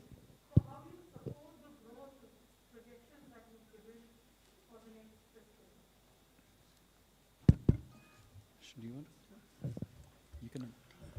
So the projection that the economic survey has made is on the conservative side compared to the projections that others have made, other agencies have made. So growth naturally recovers from the fact that we had a 7% contraction in real terms in 2021. The base effect continues. All the issues that you identified are important challenges to be tackled, and growth will be one of the instruments through which we tackle those challenges. And economic growth picks up partly because credit growth is picking up from a very low base, and the corporate sector has deleveraged and profitability is good. Therefore, we expect the capital expenditure cycle, which is now going to build on the back of what the government has done. And if you notice, the survey will also point out to you, it is not just the central government, but state governments too have spent more than expected on the capital expenditure. In the first 8 months of the current financial year, states' capital expenditure has gone up by 67% compared to the previous financial year, 8 months, April to November. So in this uncertain pandemic era, governments have done what they are expected to do, which is to front-load growth and support it. On the back of it, it would crowd in the private sector, which will then lead to job creation and employment growth.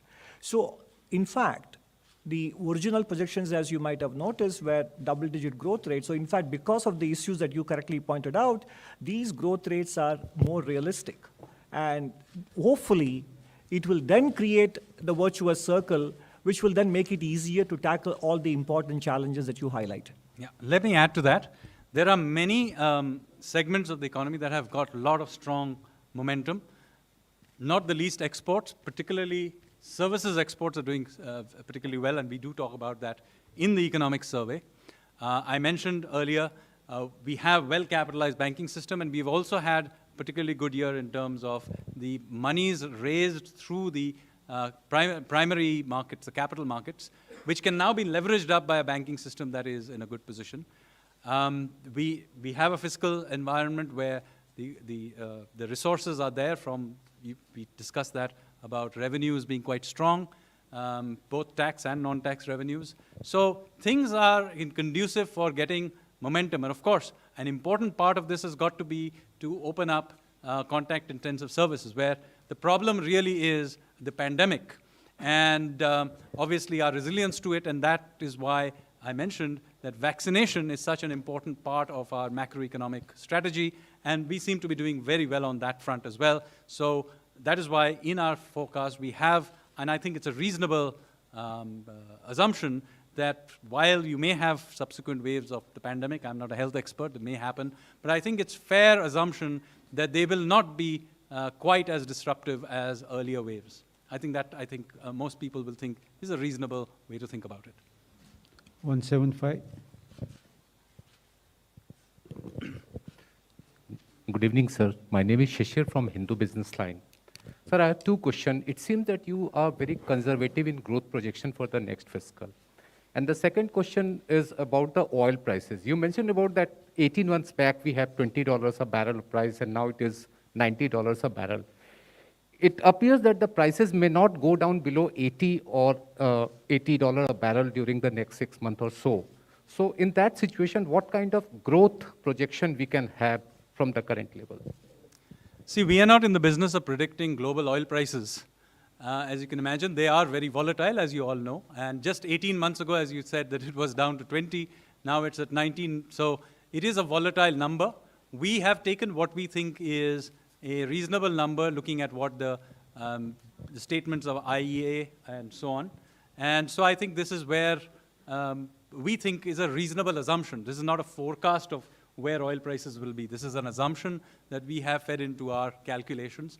And if you have a different forecast, you are very welcome to use that into your calculations. But we think that this is a reasonable assumption. But also to supplement what Sanjeev said, $70 to $75 per barrel assumption made in the economic survey is an average price range. So we have at the moment, yes, of course, the current financial year is not over yet. We have $90. But by the time we get into April of the next financial year, thanks to the monetary policies and tightening of global liquidity and potential for growth slowdown in the developed world, as you might have noticed, the IMF has indeed lowered the growth forecast for developed world, for the whole world, by 0.5% to 4.4. So to that extent, that will also moderate demand for oil. So whether $90 is a price that is going to prevail for the rest of the new financial year is an assumption. And the price range of 70 to 75 is an average price assumption made for the new financial year. And I think that's a realistic assumption to be made. We'll have to move on to the next. Okay. Number 90. Hi, sir. I'm Meghna Mittal from Newsrise. The survey does talk about the high trade deficit that we have been experiencing due to high imports for past 4 months. What is your outlook on the continuing high trade deficit, because the disruptions will be continuing, and its impact on the rupee? And do you think the government needs to take some immediate steps to tackle it?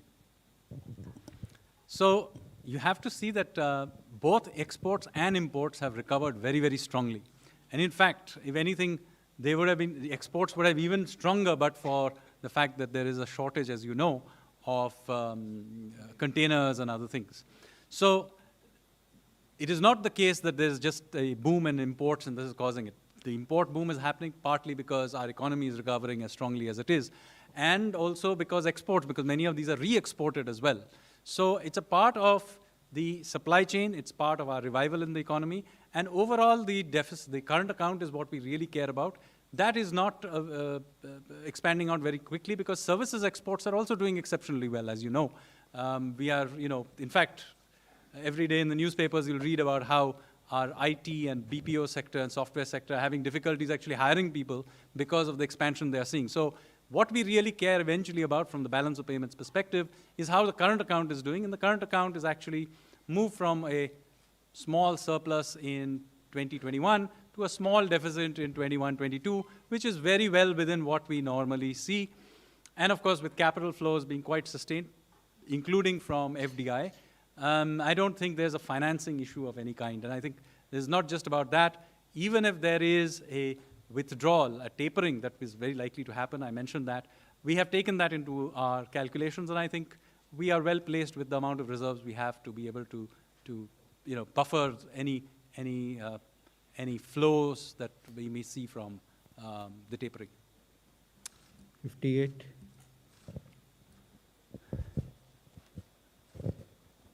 Sir मेरा नाम आलोक प्रियदर्शी है, CNV सेवा से। Sir मेरा सवाल ये है कि आपने जैसे अपने चार्ट में बताया कि खासतौर से सर्विस सेक्टर अभी भी प्री कोविड लेवल से उभरा नहीं है, सबसे ज़्यादा जॉब्स प्रोवाइड करने वाला भी सेक्टर एक है वो, वहाँ के लिए क्या स्ट्रेटजी होनी चाहिए? और जॉब्स की सिचुएशन जो इस वक्त चल रही है, सरकारी सेक्टर्स बहुत ज़्यादा जॉब प्रोवाइड नहीं कर रहे हैं, प्राइवेट सेक्टर पे ही उम्मीद है, और ऐसे में ये जो स्थिति है सर्विस सेक्टर की, उसको लेकर क्या आगे आने वाले दिनों में सरकार की स्ट्रेटजी होनी चाहिए और क्या किस तरह से इस समस्या का समाधान होना चाहिए? तो पहले मैं कहूँगा कि जो आप सेवा क्षेत्र के बारे में जो आप कह रहे हैं, उसमें मैंने दिखाया कि जो फाइनेंस, रियल एस्टेट और पब्लिक एडमिनिस्ट्रेशन के जो सब सेक्टर्स हैं, उन क्षेत्रों में तो आपको दिख रहा है कि रफ्तार है।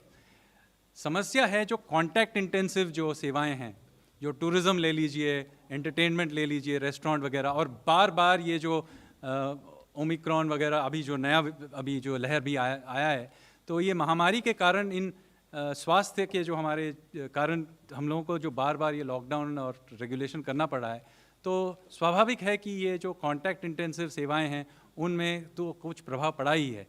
तो अंत में हाँ, इनको कुछ सुविधाएं हमने दी हैं, हमने लिक्विडिटी सपोर्ट वगैरह वैसे किए हैं, लेकिन अंत में हमको इन सेवाओं को खोल देना पड़ेगा। और इसीलिए हम लोगों ने शुरू में ही कहा कि एक बहुत ही महत्वपूर्ण चीज़ है कि वैक्सीनेशन का जो हम लोगों ने जो पूरा जो प्रक्रिया की देखा है आपने पिछले 1 साल से, और जितना इसमें हम लोगों को सफलता मिली है, ये बहुत ही ज़रूरी है, क्योंकि जब तक ये लहरें आती रहेंगी और उसका जो स्वास्थ्य को लेके जो हमारी जो समस्याएं रहेंगी, तब तक इन क्षेत्रों को हम खोल नहीं सकते। हम इनको जितना भी बाहर से जितना भी आप इसको सपोर्ट दीजिए, लेकिन अंत में तो खोलना ही पड़ेगा ना। तो खोलने के लिए हम लोगों को ये जो स्वास्थ्य को लेके जो हमारी जो समस्याएं हैं, उनको हमको एक मद्देनजर रख के हमको फिर हम लोगों को जो खोलने का अवसर मिलेगा। मुझे आशा है कि अब आने वाले इस वित्तीय साल में हम लोग इसको बरकरार रख पाएंगे, क्योंकि अब तो जानते ही हैं कि अब जो अभी ओमिक्रॉन में भी जितना जो इसका प्रभाव पड़ा है, मोटा मोटी पहले वेव से कहीं कम पड़ा है। तो मैं कहूँगा वैक्सीनेशन हुआ है, कुछ हद तक हर्ड इम्यूनिटी भी हुआ होगा शायद, तो सब मिला के मैं कहूँगा कि हमारा ये मतलब फोरकास्ट में जो हम लोगों ने सोचा है, और वही है कि इन सेवाओं का अब खोल देने का हम लोगों को अवसर मिलेगा। Okay, 107. Yeah, good evening to everybody. I'm Siddharth from Bloomberg. Just wanted to ask, you made those interesting enumerations to those plotting of maps. So would it also be interesting to see if you could plot how many people were unemployed in 2011 in comparison to today, or people who died of hunger, or people who sleep without food in the country, something like that? So the economic survey does look into the issue of employment, if that is what you are asking about. So as you know, there is a dearth of good official unemployment data, which is real time. There is one, but it comes with a very significant lag. So what we do know from the official surveys, the detailed surveys, that there was a significant decline in employment during the original lockdown, and then a very significant revival up to about March. After that, there was some impact, of course, from the second wave, but the large survey data is not yet available. So we have to use proxies. So what are the proxies we can use? So for the purposes of the economic survey, we have here, for example, one of the proxies is EPFR data. So we know that EPFR data, we have seen a very sharp increase in recent months. Now some of it is formalization, but there is a significant amount of new job creation that is also happening in there. And remember, these are not for high-end jobs. So this is not, I'm not talking about high job packages for IIT graduates. This is definitely, EPFO is for the, for formal, but bottom of the formal pyramid jobs, and that is clearly recovering. The other indicator that we have considered here is looking at Manrega numbers. And so there, as you know, that's a reasonable way of gauging job demand in the rural segment. So basically what we saw, there's a big spike during the lockdown. Then it comes back also very, very significantly. It does not quite go back in the same way during the second wave, which is again fits the other high frequency data we saw, and then it filters down again. However, it is still above where it was pre-pandemic. And you will see that in the chapter 10, which is the social chapter, we discussed this extensively. So Manrega demand, yes, it has come down very substantially from the peak, certainly below where it was last year, but still above, a little bit above where it was pre-pandemic. In this context, very often, one of the presumptions one has is that this stress would therefore be perhaps in the migrant-sourced states and least in the migrant recipient states, because that is how we would usually think about it. So we actually went and looked at the state-level Manrega data as well. And there we found something very interesting, that is that this is not actually a systematic trend. We found that there are many source states for migrants which are actually doing better now on Manrega than they were pre-COVID, like Bihar, for example. And there are some recipient states like Maharashtra and Punjab which are actually doing worse. Now, why that is the case is a subject that somebody should research, but I'm just pointing out to you that a simplistic interpretation of the Manrega data may not lead you to the right conclusion. Okay, 105. Sir आपने private sector की और government sector में sir क्यों नहीं job creation हो रहा है?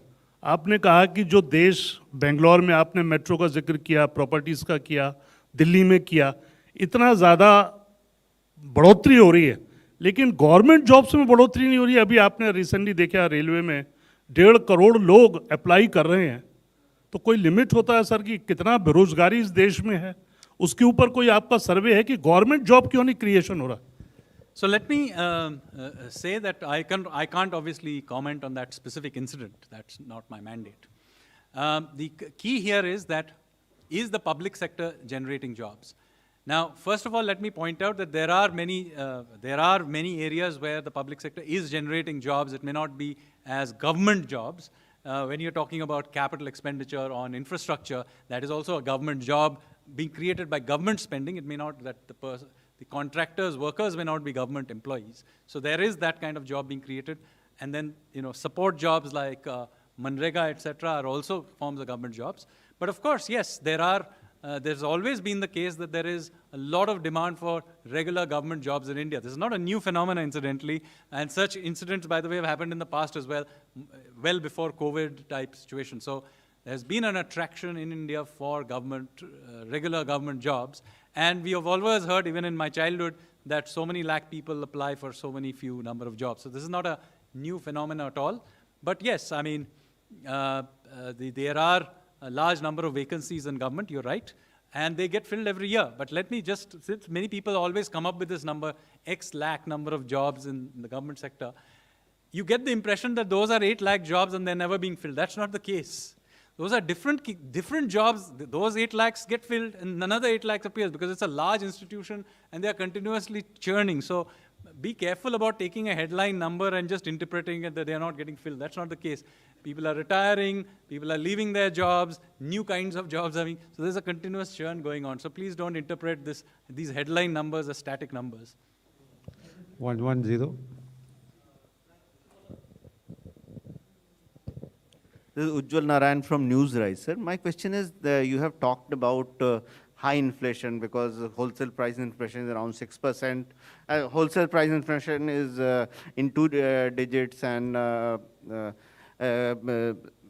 consumer price index is around 6%. So what is your outlook in the next financial year for the inflation? And do you see the need of monetary tightening to keep inflation tapped? And also you see any impact on of global inflation or import of global inflation on your numbers which you have projected? So as you can imagine, I have to be careful answering this question without tripping into the Monetary Policy Committee's space. But let me say that we have now a well-established band for almost the entire time that we have been in this, we have been using this inflation targeting. The Monetary Policy Committee and the RBI have been able to keep it within that band. We have actually been very successful at doing this.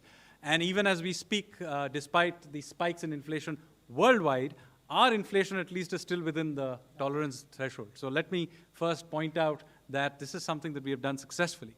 Now, you're absolutely right, and I also pointed it out in my survey, that the international situation is clearly in an environment where there are all kinds of pressures, particularly from oil prices, but otherwise as well, that all kinds of supply side shocks, chip shortages, etc., transportation, cargo tariffs, etc., they are all high. And so these do have an impact. We are a part of the world. Imported inflation is an issue, and we do need to take that into account. But also remember, the rest of the world is also in some ways responding to it. It's not like they are not doing it as well. While on one hand, tapering is a problem from a financial flows perspective, it does, presumably, the whole purpose of it is to temper inflationary pressures. Similarly, there is a lot of discussion, a lot of effort being put in worldwide in trying to ease up all these supply side problems with chips and so on. Even we are trying to set up chip factories. And in fact, one of the problems with these kinds of things is commodity cycles. One of the reasons you have commodity cycles is that you get spike in prices, a lot of capacity is built, and then these things come crashing down. So don't think of these things in linear fashion. Yes, there is a problem with imported inflation, but don't begin to sort of extrapolate this into the future, that today oil is 90, therefore, it will eternally keep going back. The reason I mentioned that so recently back it was so low, it was below 20 so recently, just to point out to you that these are, very high volatility numbers. Yeah, number 11.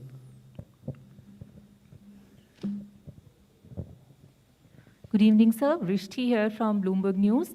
What does the geospatial data show about India's recovery from the pandemic, and how strongly does that correlate with other high-frequency indicators and GDP data?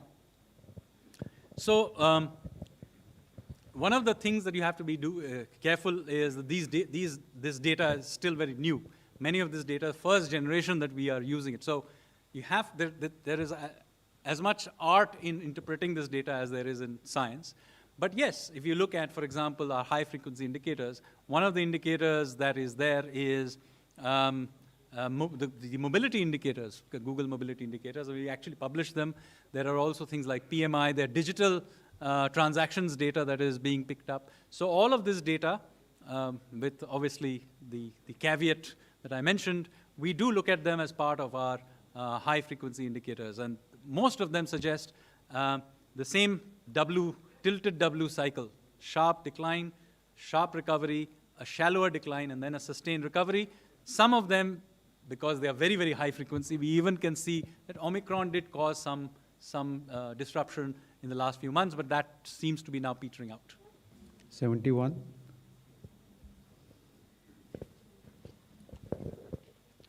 Thank you, sir. Myself, Manoj Kumar from Reuters News Agency. First, want to congratulate NewsCA and your team for presenting a wonderful economic survey this year. And instead of having too much optimistic numbers like last year, when we were talking about V-shaped recovery, 11% growth for this year. So number seems to be more realistic this year. Glass is half full. You have already explained through various charts and various numbers. So if you permit me, considering that you are the topmost economist in our government, and you would be transparent and honest to give the answers for those people as well, for which glass is still not half full. As you presented that, particularly for our private consumption and content-based services are still below this pre-pandemic level, and which probably is more than 60% of our economy's part. That's not true. So what do you see particularly when this thali economics that we were talking about last time, for those people for which the cost of thali has gone up by nearly 10% in the last 2 years, looking at this rise in energy prices, LPG prices, this mustard oil, this tea prices. So in the last 2 years, when their incomes are still below this pre-pandemic level, and you also talked about that there is, government still has a lot of fiscal space, looking at this April to November rise in revenue collections by nearly 67%. So what do you see, like, so what could be done for those sections? And secondly, like, supplementary question is that I think when that for the question is corporate long sector, enough. sir, I think for that the, question just is a long minute. enough. For the corporate sector, we had given like that question is long like enough. We incentives. take only one What can question be from you. given for those people now? Thank you. I thought you were giving a lecture. No, I think if I understood the question correctly, the government is, one of the reasons the presentation dwelt at length on the supports being given to the vulnerable sections, whether it's in terms of the Prime Minister's Awas Yojana, PMAY, and the Jal Jeevan Mission, and also the Garib Kalyan Yojana disbursements. All of this is to accept and acknowledge the stress that the pandemic has caused and to ameliorate it to the extent possible, as well as the emergency credit line guarantee scheme for the micro and small and medium enterprises. So these are all the various sets of comprehensive action that the government has taken to support the lower income categories, whether in terms of enterprises or in terms of households. Naturally, it will take time for them to regain confidence because the slowdown in consumption spending is not only a function of the lack of income growth, but also because of the uncertainty caused by the pandemic and the health impacts, etc. So once the pandemic cloud itself is lifted and many of the contact services come back into their pre-pandemic level, as you know very well, the construction sector is beginning to revive, and that is one of the highest employment elasticities in the country. And those things would then have a virtuous circle in terms of job creation, income growth, and therefore the consumption share of GDP, which is about 97% compared to the pre-pandemic level, especially in the second half of the new financial year, it should come back into stream, assuming that the subsequent impacts of the pandemic turns out to be milder and milder, and we no longer have waves, but only some trickles and flash floods and so on.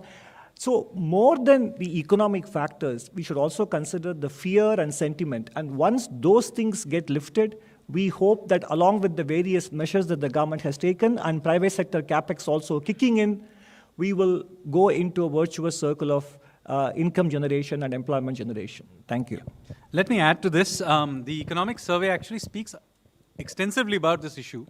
And may I draw your attention to table 5, which is a very long table because it goes and runs into 4 pages, where we have listed the large numbers of policies that were put in place as safety net